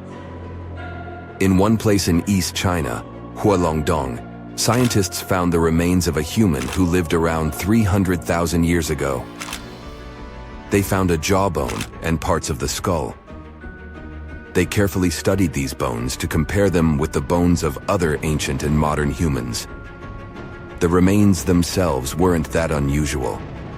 We know our human family is really diverse and has been around for millions of years. You know our ancient relative called Australopithecus, right? These fellas lived in different parts of Africa, and they were known for walking on two legs, just like modern humans. But their brains and some other parts of their bodies made them more similar to apes.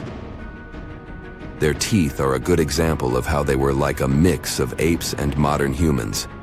Their canine teeth were smaller than those of apes, but their back teeth were still larger than ours. There were different types of them. You can recognize some Paranthropus because of their big jaws and teeth. One of the most famous fossils of Australopithecus is Lucy, a lady that's about 3.2 million years old. She was found in Ethiopia. So, we know that our family got pretty big from that point, or probably even before it. But it's always great to welcome some new members, which seemed to be the case with this new discovery. Some parts of these bones look similar to the bones of ancient humans, while other parts look more like the bones modern humans have. For example, the person whose bones they found didn't have a real chin. That means we can't put it in any of the groups we know of, like Neanderthals, or maybe even Homo sapiens. So, might we be missing a branch from the human family tree, or an important step in our evolution?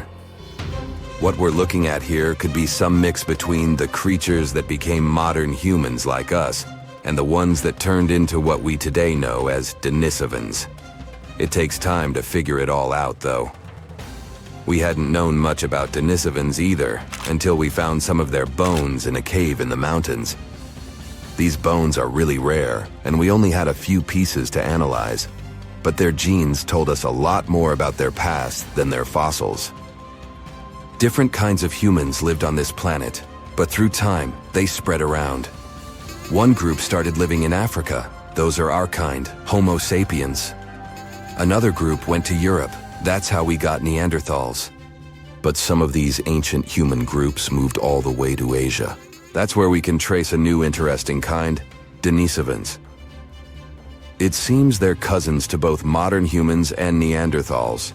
The three species actually shared a common ancestor about 765,000 years ago. It's still not clear why Neanderthals and Denisovans took different paths, but one theory says that it was mostly because the Arctic ice sheet expanded southward all the way to the Black Sea, cutting off Europe from Asia. Life, or better yet, the planet, kept them separated for a very long time. Plus, they kept changing places where they lived all the time, always looking for something better, like every other human species before and after them. But this didn't last forever. Scientists found genes from two groups of Denisovans, one in mainland Asia and the other in a place called Melanesia.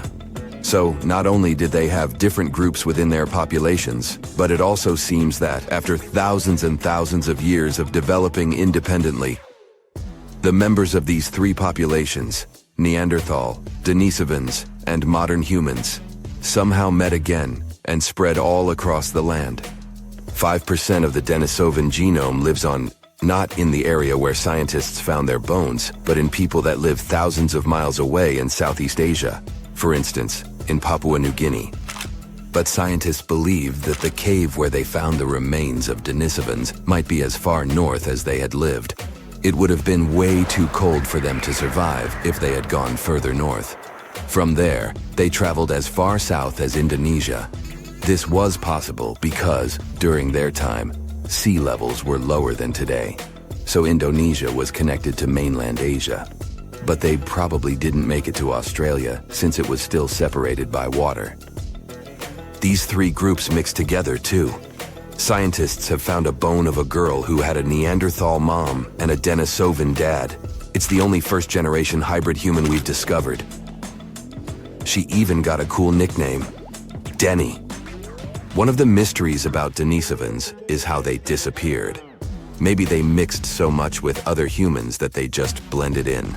Or it's possible that modern humans' ancestors were stronger, had better tools, or even brought some diseases that didn't affect them, but affect Denisovans.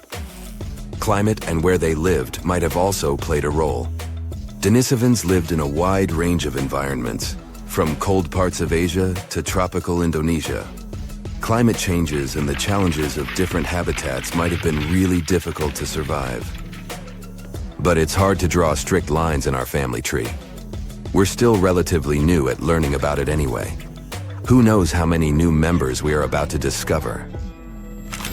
Half a century ago, a team of scientists had an idea that a collection of fossils they found at the Great Rift Valley in Tanzania were actually the remains of some new human species.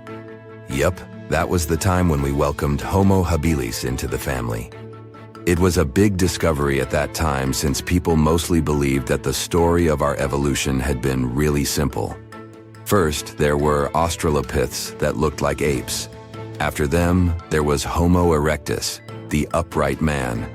They most likely lived in Africa around 2 million years ago, but also expanded really quickly across Eurasia. It was the first human species that we know about to have traveled such long distances to find a better place for life. They looked and behaved like humans. Plus, they were probably the first of our ancient ancestors who learned how to deal with fire. Maybe they were the first to cook food as well, and that's what we're definitely thankful for. Cooking food was an innovation that made the human diet more nutritive, and we could grow bigger and smarter brains. So, yeah, Homo habilis made things more complicated. They could walk on 2 legs, but they could also be better at climbing trees than walking on the ground like us. Plus, their brains were smaller than what a human should probably have. At first, it seemed these fossils could be from a completely different side of the family, related to other creatures, Australopithecus africanus, that looked like apes. But more and more digging showed that even though its jaws and teeth were similar, Homo habilis was still bigger and a bit different. The name means handy man, because they were probably able to make and use simple tools. Searching for more fossils in Africa wasn't easy because a team of researchers had to deal with wild animals and tough conditions all the time.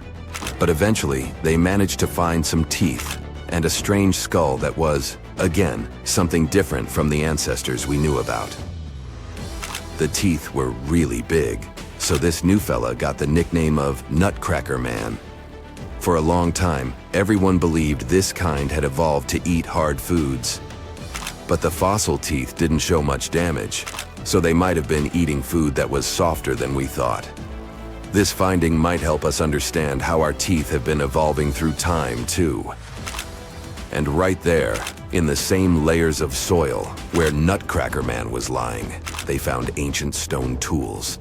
At first they thought those had belonged to Nutcracker, but as they kept digging, they found more fossils that didn't match Nutcracker Man. It means that someone else must be the real tool maker. But that's another story for another time. With more than 8 billion people in the world today, it's hard to imagine there was a time when there were so few human beings that they almost went extinct. It happened about 900,000 years ago when our ancient ancestors faced a crisis. Recent studies tell us there were only about 1,280 of them left, which is an incredibly small number. It's like just one village or a very, very small town left alone on the whole planet. The human race got into a population bottleneck where almost 98% of people disappeared, and things were tough for them for more than 100,000 years. We don't completely understand why this happened, but it was likely the result of tremendous changes in Earth's climate. It was a time when periods of cold weather lasted longer, the sea was colder, and there were more glaciers. Monsoons were immensely powerful, and yet there was less rain. These changes had an impact on wildlife species in Africa and Eurasia, and many plants and animals that were food sources for people disappeared. But at some point, our ancestors showed their strength and managed to bounce back despite tough times. The numbers started to go up again because people learned how to handle fire better. Plus, temperatures got warmer too. But what would the world look like if nature had defeated us and it all had really stopped for humanity back then? Let's take a trip to some parallel dimension where it really happened. In that universe, there wouldn't be empires, pyramids, and impressive achievements that some old civilizations left us. No neighborhoods, cities, your favorite park, or that bench where you like to sit and drink your coffee. No coffee. Ouch, that hurts. No pools, adventure parks, and no rush at the beaches. No creature would be able to go to another continent separated by the ocean. There would be no ships or planes that could carry it. Animals would have to wait for tectonic plates to move again to visit new territories. Wow, you've just realized how incredibly silent the world is. All because nature almost never produces as much noise as humans do. Our buildings are noisy, together with cars, motorcycles, and all other vehicles. If you live somewhere by the airport, you know how much noises planes can make too. And here, no one's phone's ringing. You don't hear music coming from bars or gyms. Wow, look how incredibly blue the sky is. You've never seen a sky like that in your world. The rain and wind scrub the surface of our planet clean, although there's not much work to be done since there's no dust and smog humans produce.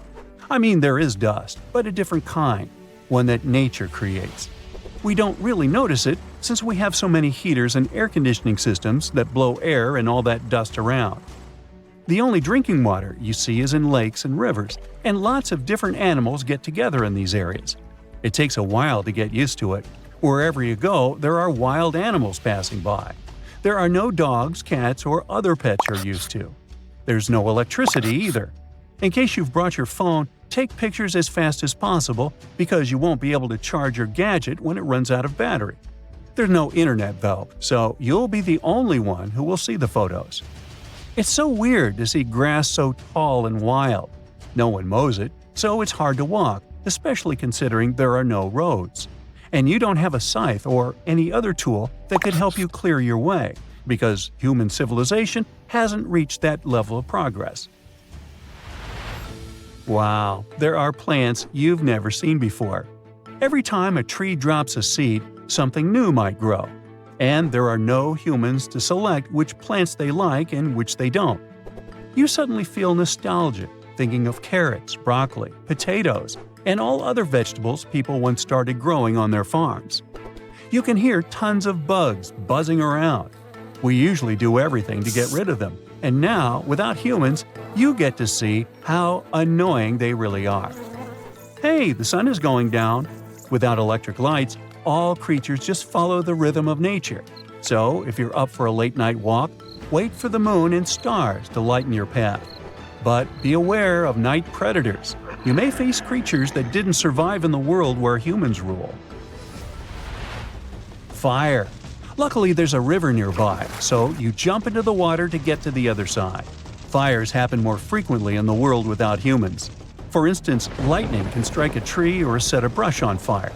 No one is there to put the flames out, so fires just keep spreading until at some point they burn themselves out. It's hard to see the world like this, but it's even harder to accept that Earth is fine without us. Just like it's doing well without dinosaurs, megalodons, woolly mammoths, dodos, and other ancient creatures that went extinct. Back to the research. Some scientists don't think our ancient ancestors were really that close to extinction. To get these results, researchers used FitCool, a special tool that helps study changes in ancient human populations by looking at the genetic information of modern people. They examined DNA from over 3,000 individuals in Africa and other places for this study. Some believe that the actual population numbers might have been bigger. The method used focuses on a small group of breeding individuals and may not exactly represent the whole population. There may be many archaeological sites in Eurasia and Africa that date back to the time when this population decline might have happened, so it may have affected just some groups of people in certain areas. Either way, not only wasn't it the end, but it was a new beginning. Two ancestral chromosomes combined to create a structure known as chromosome 2 in modern humans. This might have been the start of a new species, because there was a split between our ancestors and other ancient humans, such as Neanderthals and Denisovans, our ancient cousins. Some evidence tells us this idea is plausible because our common ancestor lived about 500,000 to 700,000 years ago. Well, humans did survive all those devastating moments in history, but scientists believe that the extinction of our species is a matter of when, not if. Our fields will overgrow, cities will end up in ruins, and bridges will fail. Nature quickly reclaims the landscape where humans don't go. Check out how these roots and trees have taken over the temple in Cambodia. Roman ruins still defy time for over 1,500 years now. Some of the buildings and things we create in the modern world will do it too. Nature will break everything down at some point, and if humans were to go extinct, who would replace us? It took 200 million years for our kind to evolve from the first mammals. Who can repeat this entire process again? The last common ancestor of chimps and humans lived 8 million years ago. Knowing this, it seems possible that if Homo sapiens went extinct, a new species capable of using technologies would evolve from chimps. But hold on. There's something called the Fermi paradox. Even though there are hundreds of millions of rocky planets that could host life in our galaxy, we don't see any evidence of its existence. Our galaxy is 13.5 billion years old, so you can't say life hasn't had time to develop. One possible explanation is that certain crucial steps in the evolution of intelligent life are so rare they hardly ever happen. So, Earth would get along fine without us. The only ones who would care are us. And right now, we need to care a lot. What if 99% of humanity disappeared? First off, we're talking about a massive reduction in people, leaving only 80 million humans on the entire planet. But hey, don't panic just yet. Let's see how this wild ride would unfold. Imagine bustling cities turned into ghost towns, empty highways and quiet neighborhoods. It'd be like a never-ending vacation for those left behind. Of course, there'd be some challenges to tackle, like whoops, untended gas mains causing fires, and those abandoned chemical storage facilities and industrial plants might create some pollution. Oh, and let's not forget about abandoned nuclear power plants. Wild animals would be more free, and poor domestic cattle and sheep would struggle in cold northern climates. To make things worse, stored gasoline wouldn't last long because it's not so great at staying stable. Let's get to the silver lining. With only 80 million people, there would be plenty of resources. Organizing and salvaging whatever's left would be totally doable, especially in smaller countries like Belgium. They'd probably have a, "Hey, we got this" attitude. They'd have just around 120,000 folks left, all within a couple of hours' drive from each other. That is, of course, if this remaining 1% of the world's population is scattered around the planet equally based on countries' populations before this event happened. In this case, pretty much every nation would face a similar situation. Imagine South Korea with 500,000 people, mostly hanging out together. Brazil would have 2 million inhabitants chilling out along the Atlantic coast. Hopefully, unlike those movies where post-apocalyptic gangs go mad, the survivors would try to stick together in their old communities. These resourceful fellas would band together in new family and village communities, and they'd have the knowledge and skills to handle any troublemakers. Remember, we're social creatures, and we'd want to stick together to face the unknown. Well, at least we wouldn't have to start from scratch here. We'd have a major advantage. All the knowledge accumulated by humanity would still be with us. If we had electricity and internet available, we would be okay. So, would we re-industrialize? Yeah, we would. We'd have tools and machines still lying around, giving us a head start. Sure, renewable energy might be tricky at first, and we might have to rely on fossil fuels like coal, but we're resourceful, and we'd find a way to make it work. Plus, we'd have some brilliant minds with critical skills who'd step up to the challenge. This type of stuff kind of happened in real life. Think of the historical collapse events. They made an epic comeback that spanned centuries. Back in the 14th century, a plague struck and claimed the lives of up to half of all Europeans. The Middle East was also impacted, with around a tenth of the global population succumbing to the disease. Surprisingly, this devastating event had little negative impact on Europe's technological and economic progress. And 2 centuries later, the population eventually rebounded to how it was before. 2 other instances of collapse are that of Rome and the Bronze Age. Both brought down impressive civilizations that had enjoyed technological advancements and economic prosperity and engaged in international trade.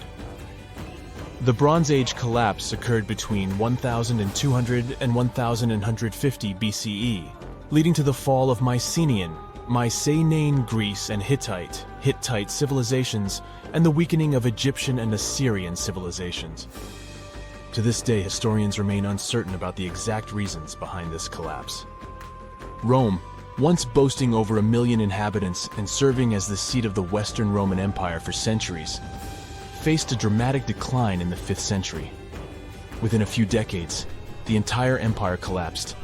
It took until the 1930s for Rome to surpass its previous peak population. Fortunately, there are no historical examples of collapse events that resulted in more than 20% of the global population's demise. Many aspects of our physical infrastructure, such as machines, tools, and buildings, would still be intact and usable, placing us in a far better position than in 2500 BCE. The remaining 80 million survivors would have access to the wealth of knowledge accumulated by humanity. Moreover, some individuals might hold critical professions like engineers or chemists. It's quite likely that some people would have agricultural knowledge, helping feed the population. Okay, but let's make this scenario more personal. If you woke up one day to find 99% of the population missing, it would undoubtedly be an overwhelming and surreal experience. Survival would become your immediate priority, and your actions would largely depend on the resources and skills available to you. Here's what you would probably do. You'd take a moment to comprehend what's happened. This sudden disappearance of people would be shocking and confusing. Your friends and family would most probably be gone too, like it happened in Avengers. Your primary focus would be securing essential survival items, such as food, water, shelter, and medical supplies. You'd need to visit nearby grocery stores, pharmacies, and warehouses to gather provisions that could last for an extended period. Then you'd need to find other survivors. I mean, many people now lack essential skills like growing food, purifying water, or self-defense. You'd need to start learning them if there was no internet and no YouTube tutorials to rely on. Well, libraries, museums, and educational institutions have tons of information about the world and its history. Once you formed a community, you and your fellas would have to protect it like there's no tomorrow. You might feel like there isn't one at that point anyway. While most technology might still work initially, you'd need to ensure the protection of power sources. To do that, you'd have to be very cautious. The world would be in turmoil, so you'd need to remain vigilant and cautious of potential dangers. Without proper law enforcement and governance, there could be risks from wild animals, natural disasters, or even other survivors who might be hostile. Now let's explore the best and worst case scenarios. The sudden disappearance of so many people would create widespread chaos, leading to mass accidents and damage. With the absence of healthcare professionals and medical supplies, diseases could spread, leading to health crises. Food production and distribution systems would collapse, and food shortages and famine could become a real possibility. Looting and violence could occur since desperate people would search for resources and try to survive. The best case scenario is that after all this chaos, survivors would eventually come together to support one another and form resilient communities. The world would have significantly fewer carbon emissions, leading to a positive impact on the environment. With a small population, resources like food and water might be more abundant and sustainable in the long run. Without the constraints of a highly populated world, people could focus on individual passions, arts, and creativity. With advanced technology still available, survivors might start working on preserving knowledge and advancing scientific research. But overall, the world would change drastically, and the future would be uncertain. Your actions and the actions of other survivors would play a crucial role in shaping the new world and determining its trajectory. Feeling like a fishing pro? Head to the nearest water body and try your luck at reeling in some aquatic treats. Now, here's an idea. Become a green thumb superstar. Plant those seeds, nurture your crops, and watch your mini farm flourish. Farm-to-table cuisine, anyone? And how about those furry friends? If you spot any wandering pets, befriend them, and you've got yourself some loyal companions. Now take a deep breath, chin up, and embrace your inner survival guru. Remember, this might be a wild ride, but you've got the spirit and the skills to thrive in this post-apocalyptic feast of life. So go out there. Hey there, curious history buffs. Have you heard the legend of the ancient race of giants of Nevada? Yes, I'm talking about actual giants that allegedly lived thousands of years ago. Now I know what you're thinking. Giants, really? Well, archaeological finds add fuel to this debate too. And here's where it gets interesting.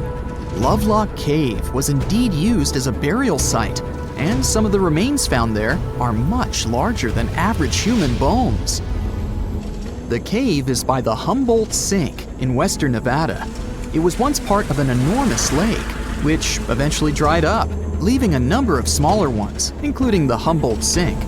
The cave became the home of the Site-Ka tribe. According to the legend, these red-haired giants were so big that they had to be buried in the cave itself. Indeed, later on, archaeologists discovered 8 to 10 foot tall skeletons. This legend started to unfold when a mining engineer named John T. Reed talked to the locals in 1886. Once Reed saw the cave, he knew he was onto something. The news spread soon, but the cave was attracting another type of attention too. The deposits of a fertilizer known as guano were discovered inside the cave. So a mining company began excavating the precious resource in 1911 and soon shipped more than 250 tons of the fertilizer to San Francisco. Unfortunately, some of the human remains and artifacts were neglected and lost in the mining process. This led to an official excavation in 1912 and 1924. After the top layer of guano had been mined, strange objects started to surface. Around the area, the earliest evidence of human habitation dates back about 4,000 years. The Lovelock culture lasted for some 3,000 years, and they left us with 10,000 stunning artifacts. The pits in the cave were like a series of time capsules hidden at different depths. Archaeologists determined the age of each pit by its depth. It turns out that many different groups used the cave for storage over a really long time, and the things they stored there give us a really cool glimpse into their cultures. It's like a giant ancient storage unit full of hidden treasures. What have the researchers found besides the giant bones, you might ask? Some other bodies were mummified using a method similar to the one applied by ancient Egyptians. These remains also had something in common with the bodies discovered as far south as Lake Titicaca. Both mummies had some red hair, yet there are scientists who believe this reddish hue is the result of the interaction with the environment in which the bodies stayed. So, while the story of the red-haired giants may be a wild and intriguing tale, not everyone is convinced. Some experts believe that the bones found in Lovelock Cave are simply the remains of prehistoric animals, like mammoths or sloths. But others insist that there's something more to the story. Other relics, such as finely crafted baskets and exquisite duck decoys made from tule fibers, were also found there. In any case, this cave is worth the attention it gets.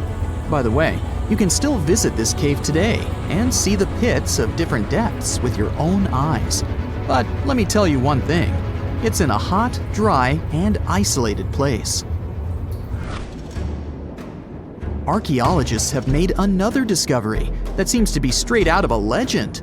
They think they've found the palace of the one and only Odysseus, who was the legendary Greek king of Ithaca and the hero of Homer's epic poem. Move over, Indiana Jones. We've got some real-life adventure happening here from around 1300 BCE. Apparently, this is the only palace mentioned in Homer's epic poems that hasn't been found. The excavations have been made on the Ionian Islands, and the view from the ruins found on the island of Ithaca are exactly as described in the Odyssey, says the professor who led the excavation team. Known to the ancient Romans as Ulysses, the Greek hero took 10 years to return home to Ithaca after the fall of Troy. For many years, Homer's other epic, called the Iliad, which tells the story of the protracted siege of Troy by the Greeks, was regarded as a myth too. But then, in the 1870s, Troy was rediscovered in modern-day Turkey's Çanakkale city. So, if they found Troy, who's to say they couldn't find Odysseus' home? The researchers were following Homer's words as a roadmap. The excavation site has a building complex with 2 levels. It has important finds, such as storerooms and workshops, a complicated drainage system, and fragments of pottery. It also has a well from the 8th century BCE, which is around the time when Odysseus is believed to have been the king. Yet, not everyone is convinced that the team has actually discovered the home of Odysseus. A British researcher named Robert Biddlestone insists that Homer's description of ancient Ithaca isn't very similar to the island that now has its name, and that Odysseus' kingdom was actually on the Isle of Cephalonia. However, Italian archaeologist Adriano La Regina might have a more realistic approach to this debate. He says that whether this find has a connection to Ulysses or not, what's more important is the discovery of this royal palace. Once upon a time, in a land far away, the Klamath Indians spread a legend about the creation of Crater Lake. Okay, maybe this land is not that far away, and it still exists. You can find it in south central Oregon, in the western United States. Anyway, the legend has it that this lake was formed in a vicious battle between 2 volcanoes, Mount Mazama and Mount Shasta. Then the spirits of Earth and the Sky, which are Lao, who ruled the below world, and Skel, the chief of the above world, joined the fight. It turned into a geological drama. During the battle, darkness veiled the land. The fight was over when Mount Mazama collapsed and sent Lao back into the underworld. Then the rain filled the pit and created a lake in the place where the mountain had once stood. Flash forward to our time. Scientists have discovered that Mount Mazama did erupt 7,700 years ago. Artifacts found in the area prove that the legend indeed contains some details about the explosion. The tale says that red-hot rocks were flying through the sky. This happened during the volcanic eruption that caused the mountain to collapse. This created the volcanic caldera, which later on got filled with water. What makes this legend came true story unusual is how long it has existed. According to researchers, these types of verbal stories lose their credibility within 600 to 700 years. That's why the legend about the creation of Crater Lake is so unique. So many generations, for hundreds of years, have been accurately passing down the information. This volcanic crater lake is now in a national park. It's famous for its deep blue color. The water in it is extremely clear. If you visit it today, the water you'll see won't be the same as for someone who will visit the place 250 years later. Because there are no rivers flowing into or out of the lake, the existing water evaporates and the lake gets filled again by rain and snowfall. Basically, every 250 years, the water is replaced. Plus, this lake is almost 2,000 feet deep, which makes it the deepest lake in the United States. Swimming is okay in the lake, but there's only one legal and safe trail to get to the shore. There are other activities, such as fishing and boat tours. Shared human experiences, such as birth, marriage, and aging, may explain why certain tales are shared globally. Similar struggles and obstacles faced by humans around the world generate similar themes in traditional stories about love, parenting, and mortality. So, do you have legends or tales you've heard of from your grandparents? Who knows? Maybe your ancestors too witnessed a cool historical event. 2, 1, 0, all engine running.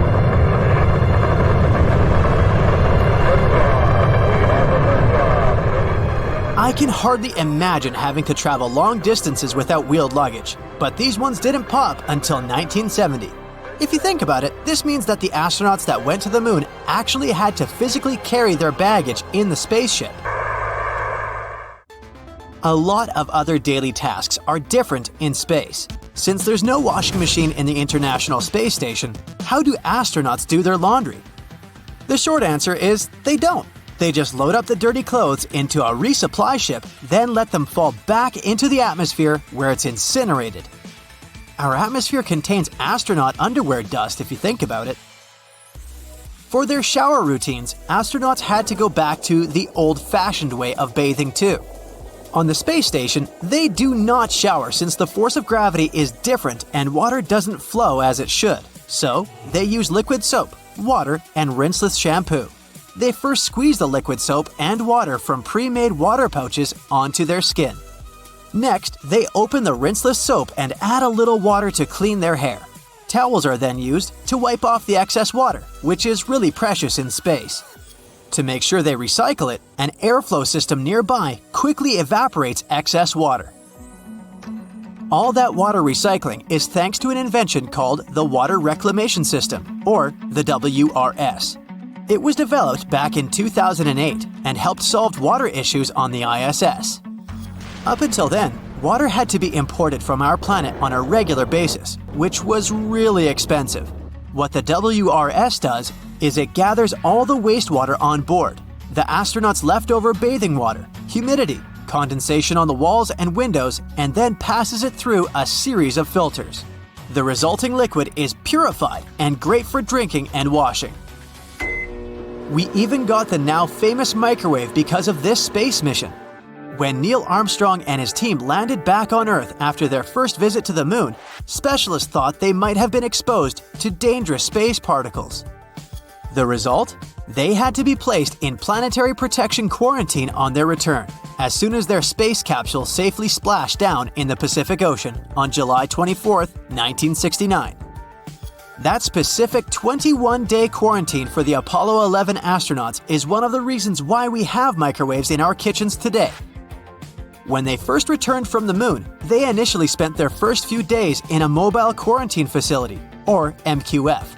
Sure, the MQF featured comfortable chairs, bunks, a toilet, and a shower, but it didn't leave a lot of space for fancy cooking. Since there was no room for a standard oven or grill, and to also reduce the potential fires that might have happened, NASA had to get creative. That's how the original countertop microwave oven was developed, to easily help astronauts get their meals without the hustle of a fully equipped kitchen. These days, you can see that first microwave in a museum in Oakland, California. The Apollo 11 crew also carried with them 12 Hasselblad cameras. They were intended to snap those valuable images of the moon's surface for all of us to see. So where are they today? Well, they were left there on the moon. Armstrong and his crew decided that the cameras were too heavy to carry back, especially since they wanted to bring back home over 50 pounds worth of rock samples. They did bring the film back, though. These days, the International Space Station has way more advanced technology, like this zero-gravity 3D printer. It's responsible for making a socket wrench, which was the first tool ever made away from the planet's surface. The whole point of this 3D printer is to source square parts for any equipment that might get broken on board. This way, astronauts won't need to keep returning back to Earth to fix their gadgets, making it cheaper and faster. It may sound like a vacation, but did you ever think about what would happen if you never got out of bed? In the first 24 hours, one of the first things to see a change would be your lungs. Without gravity to pull them down into their standard position, the lower part of your lungs will crease. Coughing every now and then might help to reduce the effects. Going further, we'd start to lose small amounts of bone density each week, making our skeleton more fragile. It's also the reason why astronauts who can go for months without Earth's gravity at times need to move around for a minimum of 2 hours a day and make sure they have sufficient calcium in their diet. For this particular reason, they use a cool device called the Advanced Resistive Exercise Device, or ARED. The conditions on the International Space Station not only affect the bones of personnel on board, but their muscle mass. And some of the changes that happen to their bodies could be permanent if they're not careful. So, NASA needs to keep its astronauts on a strict exercise program. Because you can't work out normally in microgravity, and ARED comes in to fix this. It's pretty much a resistance machine that helps astronauts to weightlift in a weightless environment. It also features a treadmill with a twist. It straps astronauts in for running. People visiting the International Space Station for longer periods of time can also develop a condition called spaceflight-associated neuroocular syndrome. The weightlessness in space causes the fluids in the body to shift towards the head. This may be the reason why the optical nerve gets swollen. I'll spare you the rest of the medical terms, but one of the most uncomfortable side effects is that most astronauts get blurry vision. To help with this, scientists developed a pair of contact lenses. And you look at pictures of astronauts wearing this device, it does seem pretty cool. For the time being, these lenses are just meant to measure how our eyes adapt to microgravity conditions. With the help of that data, we might be able to develop future gadgets that could combat the consequences. These contacts may not come with laser vision or holograms just yet, but another institution is looking to develop some pretty cool pairs of eyeglasses that might get closer. The National Aeronautics and Space Administration is looking at ways to manufacture computerized glasses that can help astronauts repair a ship or conduct an experiment in space.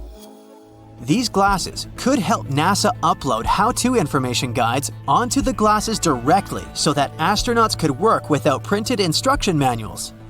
Printed information is not only difficult to work with in times of emergency, but it's often not enough. So, astronauts literally need to dial back at the base for more information on how to fix a problem. Since a call from Mars to Earth can take up to 20 minutes to connect, you can imagine how helpful these glasses might be in real time. NASA initially tested this approach by strapping laptops to astronauts' heads. It soon became obvious they needed a better suited device. These glasses would use the same microchips we have in our smartphones. A gas leak can be a bad thing even in your own kitchen, let alone on the International Space Station. To make sure this problem doesn't happen, astronauts wear a system strapped to the front of their suits. It's just about the size of a shoebox. This device helps detect leaking water, seeping rocket fuel, or escaping oxygen. When living on the International Space Station, you might think astronauts need some sort of special clothing. The reality will surprise you. Inside the space shuttle, both the temperature and humidity are controlled, so astronauts can live there just like they would on Earth. Apart from those orange flight suits you often see in pictures that are needed during launch and re-entry, astronauts don't have special clothes. They just use the same clothes they'd use if they were on our planet. Well, here's some facts you'll find hard to digest. Your stomach has a pretty incredible capacity, being able to hold up to half a gallon of liquids. That's a whole large bottle of Coke. It's pretty hard to estimate how much hard food you can eat because it's processed with your teeth before it gets to your stomach. There's definitely not enough room for a turkey, but a good-sized chicken would probably fit in it. If you were asked where your stomach was, you would probably point to your tummy. Sorry, that's wrong. It's actually up here, hidden in between your ribs. Scientists believe that the appendix will disappear eventually. Nobody really knows why we need it, but some researchers claim it might have existed to help our ancestors digest tree bark. Because it's no longer part of our daily diet, the appendix isn't necessary and can disappear from our bodies without any consequences. The appendix isn't the only obsolete part of our body. Wisdom teeth aren't that useful either. Yeah, they used to come in handy whenever our ancestors lost some of their teeth, but the only thing they help us lose now is the money we spend extracting them. Almost all of our body is covered with hairs, even if we don't notice them. They grow even in the belly button. Their purpose is to catch lint. Check it out. See? Your liver acts as your own personal bodyguard, protecting you from toxins and many other things you don't want hanging around in your body. It's also pretty indestructible and can even regenerate. Only about 43% of you is actually you. Over 50% of the cells in your body belong to tiny little creatures that mainly live in your gut. Still, even though your own cells are fewer than microbial ones, there are, on average, about 100 trillion of them in you. See, you're not alone. With this in mind, your own genes are less than half of what you really consist of. If you take all the microbes dwelling within your body and count their genes, you'll find between 2 to 20 million. If you sleep, it doesn't mean all of your body sleeps. In fact, sometimes your brain has to work even harder when you're asleep. It needs to process tons of information, and reports usually take a lot of time. The nose definitely gets a good rest while you're sleeping. Amazingly, your sense of smell basically deactivates at night. You wouldn't even be bothered if there was a really terrible smell in your bedroom. No comment. The nose is probably one of the most underappreciated parts of the body. We wouldn't even be able to enjoy eating without it. About 80% of the taste of any food is thanks to the nose and its ability to recognize odors. If you hold your nose while eating, you will taste almost nothing. With no sense of smell, you're likely to recognize food mostly by texture. So an onion might seem no different than a big refreshing apple. Scientists used to believe we could distinguish about 10,000 smells, but they were wrong. Recent research showed that people are actually able to distinguish between more than 1 trillion smells. We also remember them better than anything else, and smells can even evoke some distant memories. Your nose just doesn't help you breathe and catch odors, it filters the air for sensitive throats and lungs. If we inhale dry air, the nose moistens it, cools it, and heats it if it's necessary. Also, the nose cleans the air of dirt. When you age, your brain is gradually reducing in size. By age 75, it's much smaller than at 30, and it starts shrinking by the age of 40. It happens to everyone and doesn't affect your mental strength in any way. Our brain can store only 7 bits in its short-term memory. Don't even try to compare your brain with a phone capacity, not even the one you had back in 2005. That's why you can't even learn a phone number by heart. Our short-term memory functions just like a chalkboard. You can get some information, but sooner or later, you run out of space. To check your working memory capacity, try this test. Ask a friend to write a list of 10 words and read it to you. Most people recall 7 or fewer items from that list. Your RAM, or working memory, is an essential thing that we need to perform almost any everyday activity, including basic conversations, surfing the net, and even petting your dog. Our strongest and emotional memories are often fake. The central memory gives us the confidence to believe that we remember everything, even though most of the details are made up in our heads. Not only your brain shrinks as you get older, you too shrink dramatically. The bones get more brittle, the backbone gets compressed. A similar thing happens when you rest at night. Your bones kind of relax too. Because of this, you wake up taller in the mornings than you are at the end of the day. Among mammals, only humans can walk on 2 legs for their entire lives. You might think that kangaroos or gorillas move in the same way, but kangaroos use their tail as a 3rd leg, and gorillas use their long arms to keep balance. Your bones take part in metabolism too. Since they mostly consist of calcium, when there's not enough of this element in your blood, bones start shedding it into the bloodstream, balancing your body. The same reaction works in reverse too. When there's too much calcium in your blood, it goes into the bones to be stored for later. The only bone to have a sense of humor in your body is inside your upper arm. That's why it's called the humerus. Okay, I made that one up. Moving along. The only bones that never grow are found in our ears. We can hear thanks to these tiny bones because they have adapted to transmit sound vibrations. Doctors call them the oscular chain. One of these hearing bones, the stapes, is the smallest bone in your entire body. It's no larger than a grain of rice.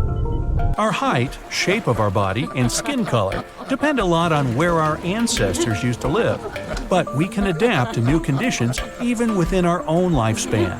For example, if you move from plains to the mountains, you'll eventually develop more red blood cells to compensate for the lack of oxygen. And naturally, if you move from a colder climate to a hotter and sunnier one, your skin will get darker to adapt. Our lifespan is programmed within ourselves. They constantly renew and divide, but they have a sort of internal timer that stops at some point. Some cells also stop reproducing sooner than others. On average, cells cease dividing when we reach the age of 100.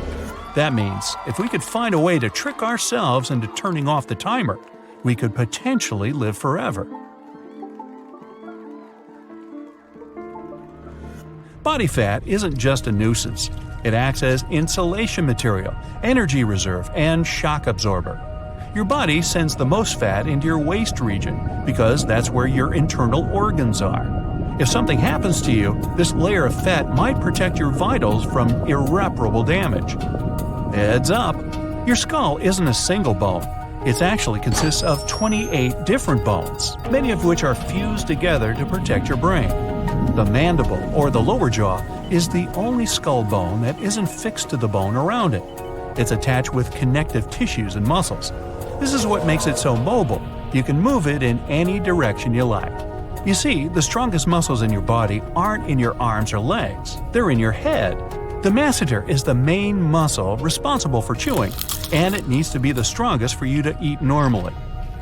And you know those muscles that allow you to move your ears? Those are temporalis, located above your temples. They also help you chew your food. Now, we've got two really fast muscles. They control the eyelid closing. In fact, they're the fastest muscles in our body. Eyes are fragile and need protection, so the reflex that protects them needs to be as fast as lightning. These muscles can shut the eyelids in less than a tenth of a second. People with double-jointed thumbs can bend them backward. It looks super unusual and very few people can do it. Still, it's totally okay. Even though it looks painful, it actually doesn't hurt at all for someone with a double-jointed thumb.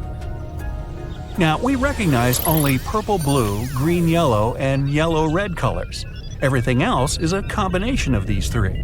It's impossible to calculate how many of these combinations the human eye sees, because every single person has slight vision differences. But it's about 1 million combinations on average. You see? Ay ay ay, about 6% of people can vibrate and rapidly shake their eyeballs back and forth. It doesn't mean something's not right with their eyes, it's just a unique trick they can perform. Good at parties, I suppose. Your bones are designed to be used a lot daily, and some of them can absorb 2 or even 3 times your body weight. That's impressive, but your teeth are even stronger. When you bite something, the teeth can exert incredible pressure, up to 200 pounds. By the way, the enamel is considered to be part of your skeletal system. Your stomach has a pretty incredible capacity, being able to hold up to half a gallon of liquid, a whole large bottle of Coke. It's pretty hard to estimate how much hard food you can squeeze into your stomach, since the food is processed with your teeth before it gets inside. There's definitely not enough room for a turkey, but a good-sized chicken will probably fit it.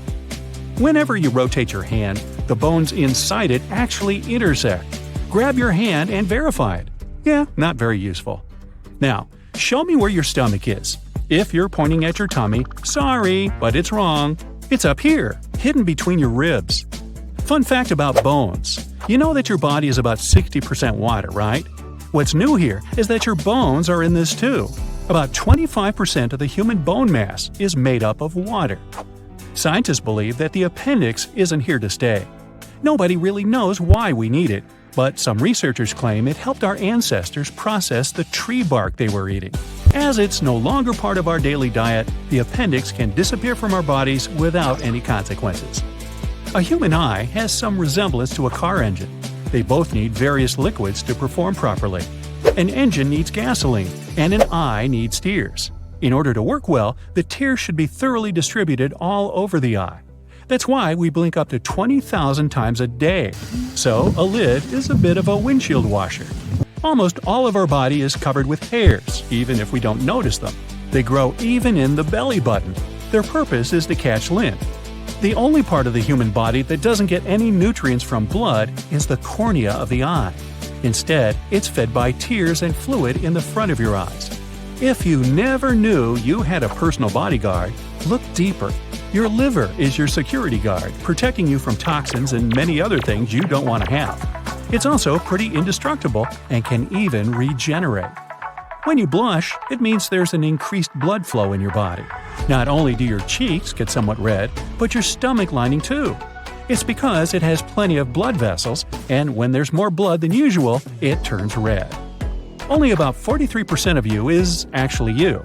You're over 50% tiny little creatures that mainly live in your gut and other body parts without ever leaving it. Still, even though your own cells are fewer than microbial ones, there are, on average, about 100 trillion of them in you. Let's count them. You start. Your stomach has a lining replaced every 3 to 4 days. That's done to stop it from eating itself. The digestive acids we've got can be pretty damaging. One thing that surely rests while you're sleeping is your nose. You just won't smell anything nasty in your sleep.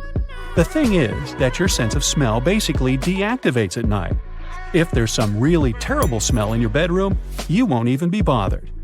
We can accidentally digest small objects, such as plastic items, glass, coins, and many other small objects. They pass their way through the digestive tract within 48 hours. Really, just trust me on this one. You have better things to do. Scientists used to believe we could distinguish about 10,000 smells. Nope. Recent research showed that people were able to distinguish more than 1 trillion smells. We also remember them better than anything else, and smells can even evoke some distant memories.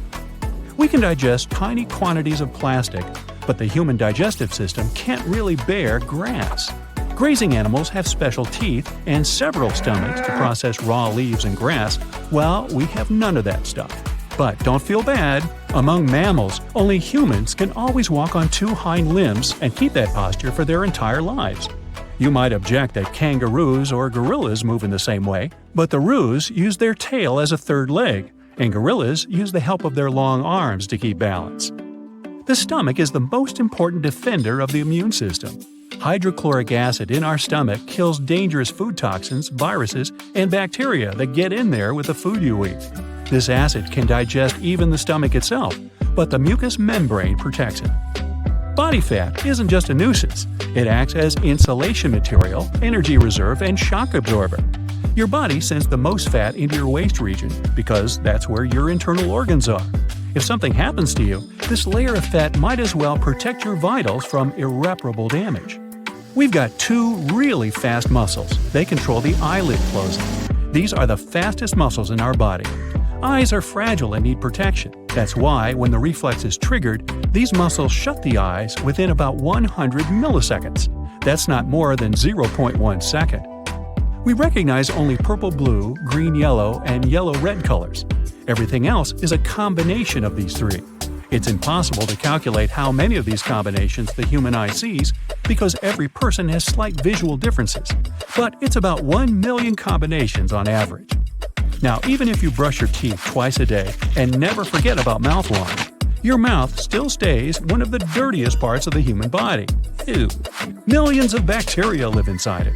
The good news is that most of these bacteria are good for the body and protect it from bad bacteria and viruses.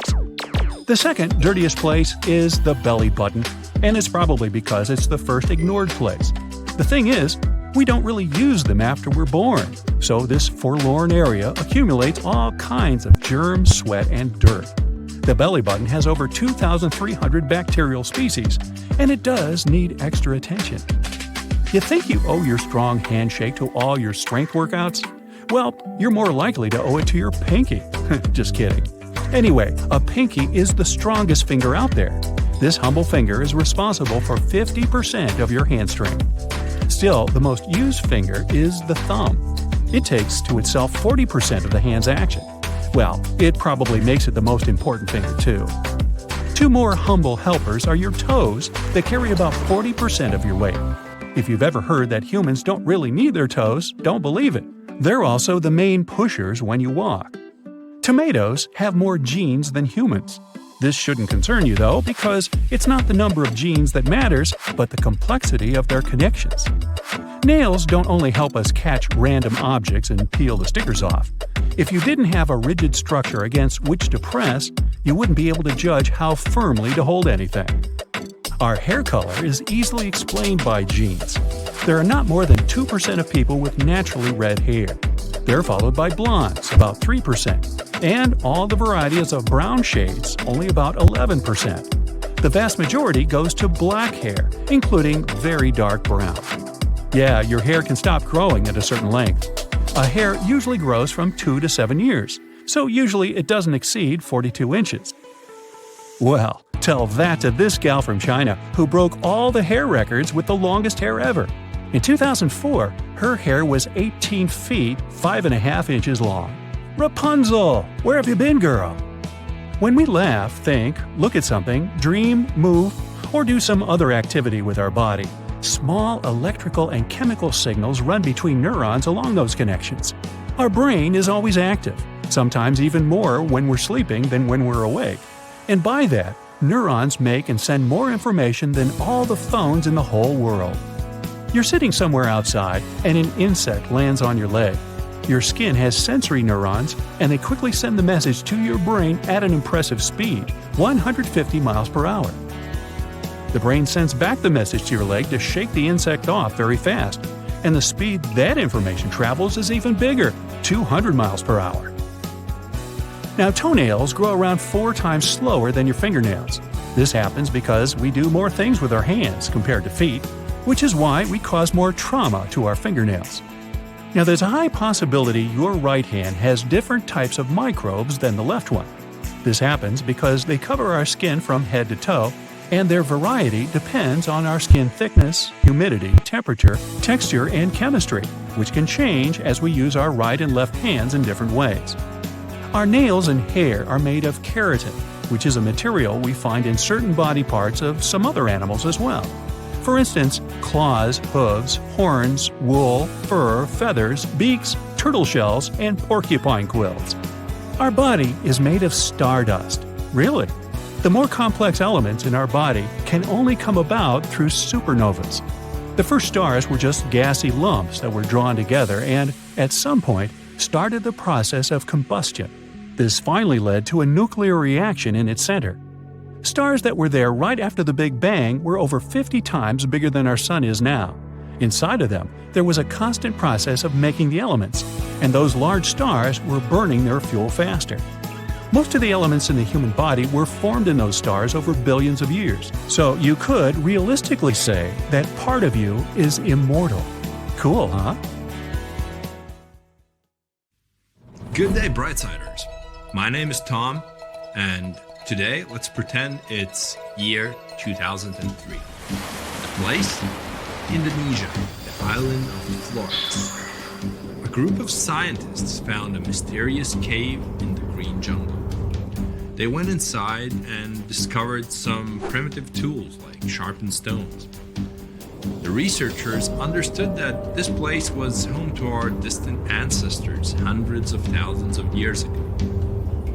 But then, they found a very unusual skeleton.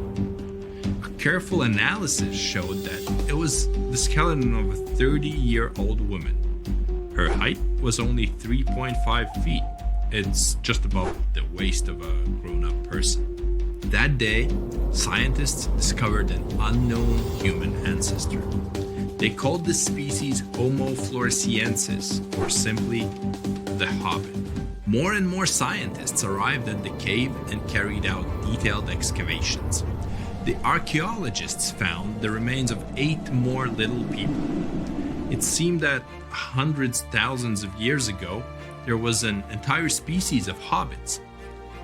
Also, the scientists discovered the remains of some amazing creatures. It turned out that the cave was a real fantasy world in the distant past. For example, the researchers found skeletons of huge storks the size of pterodactyls. The hobbits seemed tiny compared to these birds. The scientists also discovered the remains of what seemed to be a relative of the modern elephant. The creature was the size of a cat. But the most astonishing discovery was the ancient Komodo dragon. The bone analysis showed that all these creatures were not the owners of the cave. More than 80% of the identifiable bones belonged to giant rats. Hundreds and thousands of rats the size of cats inhabited the place. It's possible that a real battle once occurred between them and the hobbits. Just imagine a world where the hobbits and small elephants run away from hordes of huge rats and hide in a cave. And massive storks are watching the events unfolding in front of their eyes. Anyway, the analysis of the remains showed that Homo floresiensis was a different species from modern humans. For example, the researchers analyzed the hobbit's wrist bone and found out that these bones resembled those of monkeys, not those of modern humans. The hobbits' heads had a flat, sloping forehead and a short face, and their teeth and jaws resembled those of Australopithecus. But then, the scientists uploaded all the data from the skull they found into a computer program to create a three-dimensional image of the hobbit's face. And the computer showed the head of a woman who looked much more like a modern human than like a monkey. But the same skull analysis also showed that the hobbit's brain was about 3 times as small as that of the average modern person. This suggests that their mental abilities were probably not very well developed. The analysis of the bones and tools showed that Homo floresiensis could have lived between 190,000 and 50,000 years ago. It's even possible they lived next to the ancestors of modern people. To find out exactly who the hobbits were and what branch of human evolution they belonged to, scientists started a large-scale investigation. A race of pygmies lived not far from the cave. Scientists have found a great similarity in the facial proportions of the hobbits and the pygmies. This tribe could be the direct descendants of the discovered species. The pygmies themselves claimed it was true. They brought food and flowers to the cave as a sign of respect to their ancestors. But to know for sure, scientists needed to do a genetic test. They hired 2 translators, from English to Indonesian, and from Indonesian to the Pygmy language. The researchers explained to the tribe what they wanted to do, and the Pygmies agreed. They showed sincere enthusiasm because they were also very interested in their history. The scientists took saliva samples from 32 volunteers. All they had to do was compare them with the DNA of the hobbits. But that's where a serious problem arose. Extracting DNA from such ancient remains turned out to be an impossible task. That's why the scientists decided to compare the DNA of the pygmies with the DNA of other people from nearby islands and countries. They studied the DNA of 500 modern people from 225 populations in East Asia, Malaysia, Indonesia, Papua New Guinea, and other countries. The researchers wanted to find matches and differences between the pygmies' DNA and the DNA of the surrounding tribes. They also analyzed the history of the people from these areas and their migration patterns. When the investigation was over, the scientists had to admit they hadn't found any evidence that the pygmies had descended from the ancient hobbits. Homo floresiensis is likely a totally separate species, and its role in the development of modern humans is still unknown. The hobbits' height can be explained by such a phenomenon as insular dwarfism. Unique ecosystems appear on small and remote islands. There are often lots of food sources there, as well as there is a higher chance of survival thanks to the absence of dangerous animals. The climate contributes to development of an unusual ecosystem too. In such conditions, many living creatures become smaller. It happened to little hippos in Madagascar, and small elephants lived on the island of Flores. But sometimes, such ecosystems can create huge animals, just like it happened with the rats and the storks. By the way, gigantic rats still live on the island. In the modern world, there's an unusual village inhabited by dwarfs. There are many small houses there made of clay and stone that resemble little castles. In the streets, you can find statues of fairies, large butterflies, and silver balls. The locals wear strange costumes: knight's armor, princess dresses, green tunics, and yellow cloaks. At the main square, dwarves fight with swords, dance, and sing songs. But there's no magic here. You're in the Dwarf Empire, and before you get inside, you have to pay a $50 entry fee. More than 10 years ago, a Chinese businessman met several dwarfs.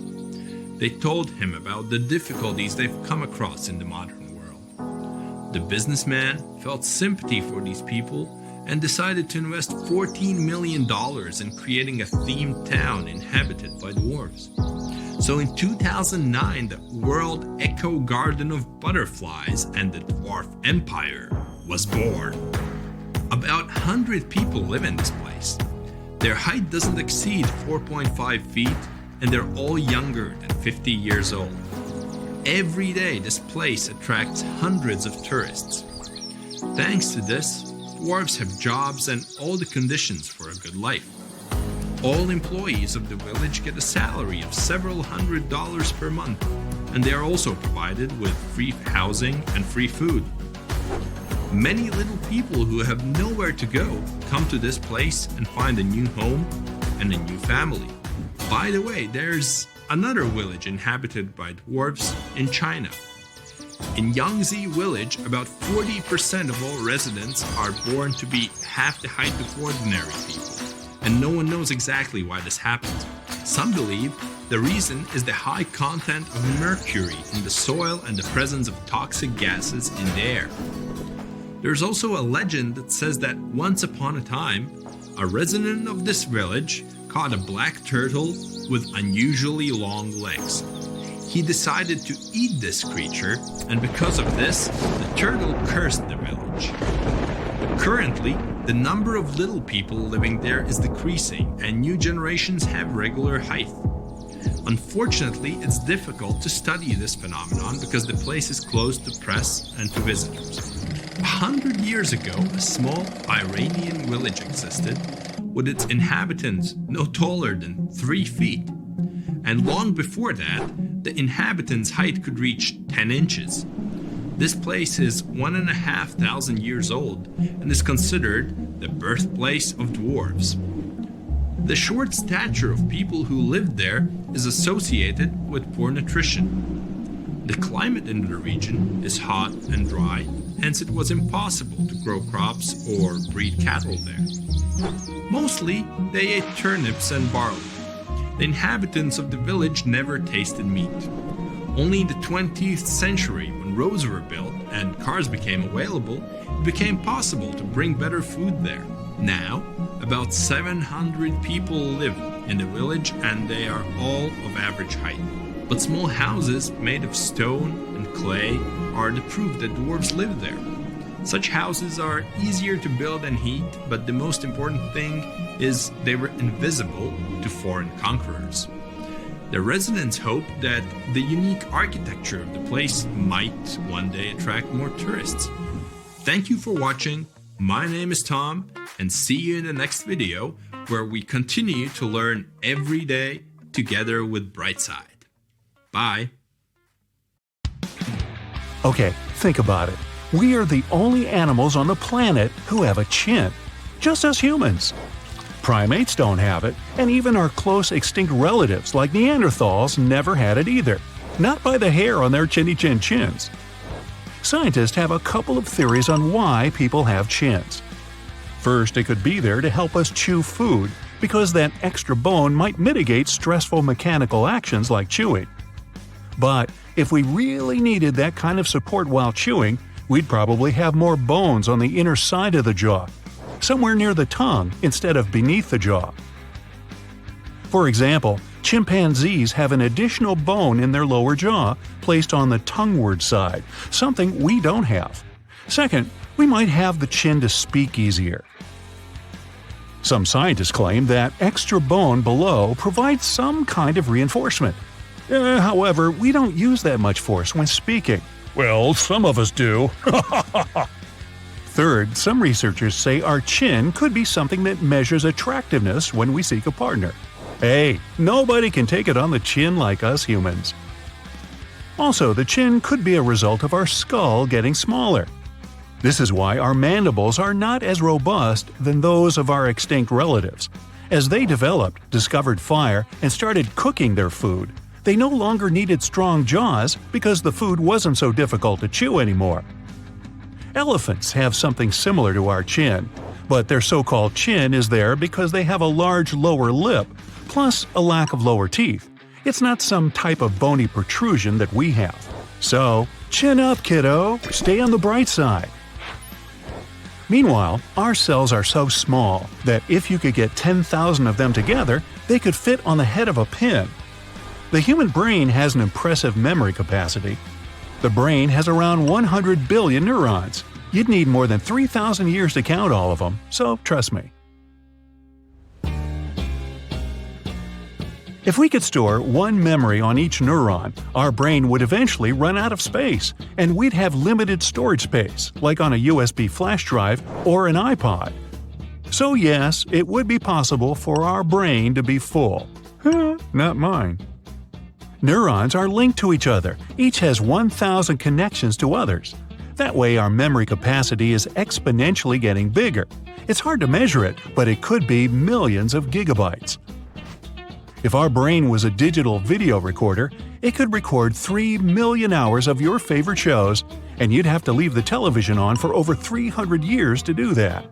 Whenever we laugh, think, look at something, dream, move, or do some other activity with our body, small electrical and chemical signals run between neurons along those connections. Our brain is always active, and sometimes it's even more active when we sleep than when we're awake. By the way, neurons make and send more information than all the phones in the whole world. Just one neuron won't generate that much electricity, but all of them together produce enough of it to power a light bulb. Our brain is a wrinkly organ, but if you could open up your head, remove it, and smooth it out, it would lay down flat in the size of an average pillowcase. Whenever an insect lands on your leg, your skin's sensory neurons quickly send a message to your brain at an impressive speed, 150 miles per hour. The brain sends back a message for your leg to shake the insect off even faster, at around 200 miles per hour. Our heart beats more than 3 billion times in the average lifetime and pumps over 47 million gallons of blood. Humans have unique fingerprints. So do koalas, chimpanzees, and gorillas. Other than fingerprints, people have a unique tongue print too, and they have a chin. We are the only animals that sleep on their backs. Also, humans are the only creatures that can draw straight lines, and we have a chin. More than 50,000 of your body cells were replaced by new cells in just a few seconds while you were watching this part.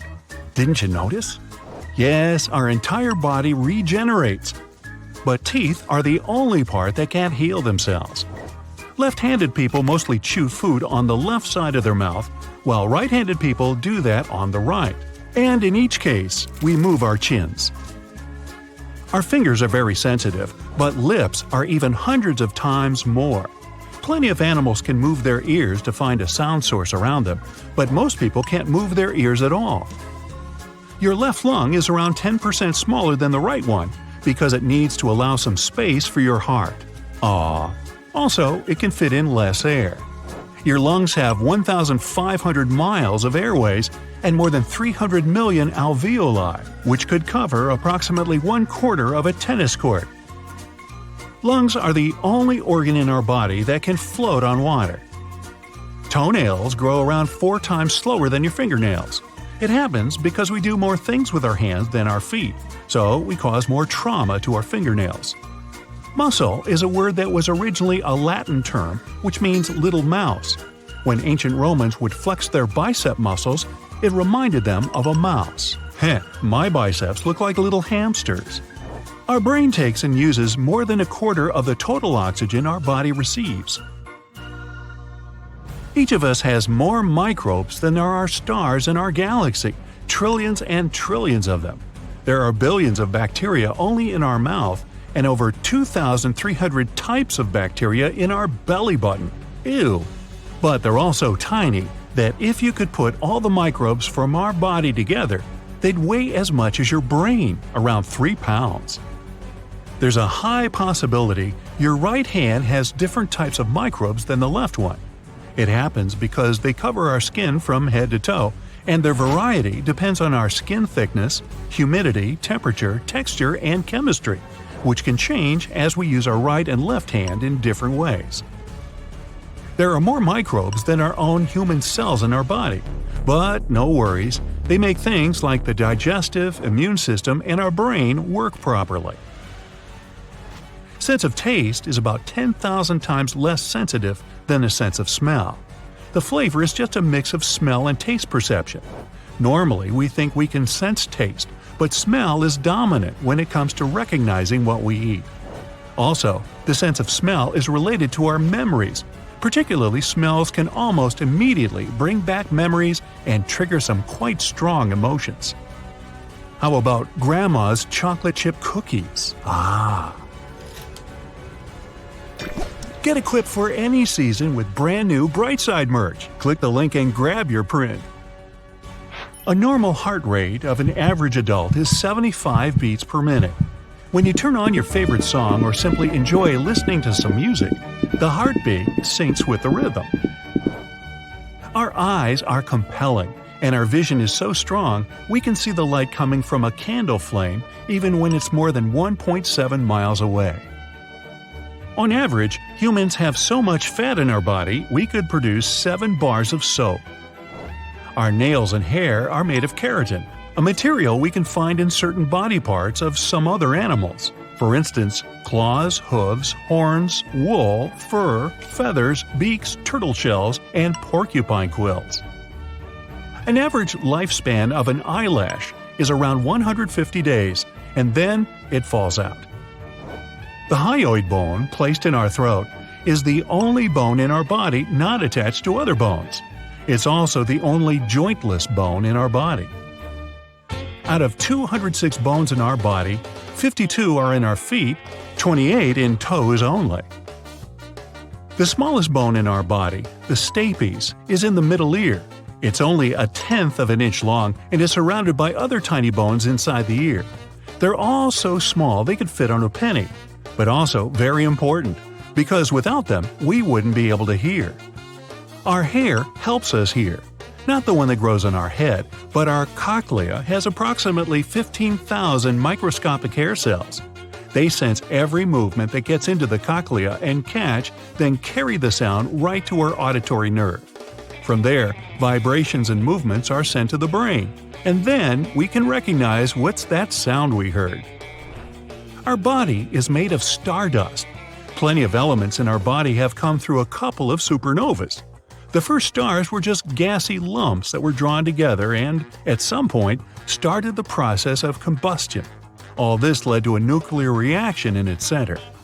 Stars that were right there after the Big Bang were over 50 times bigger than our Sun.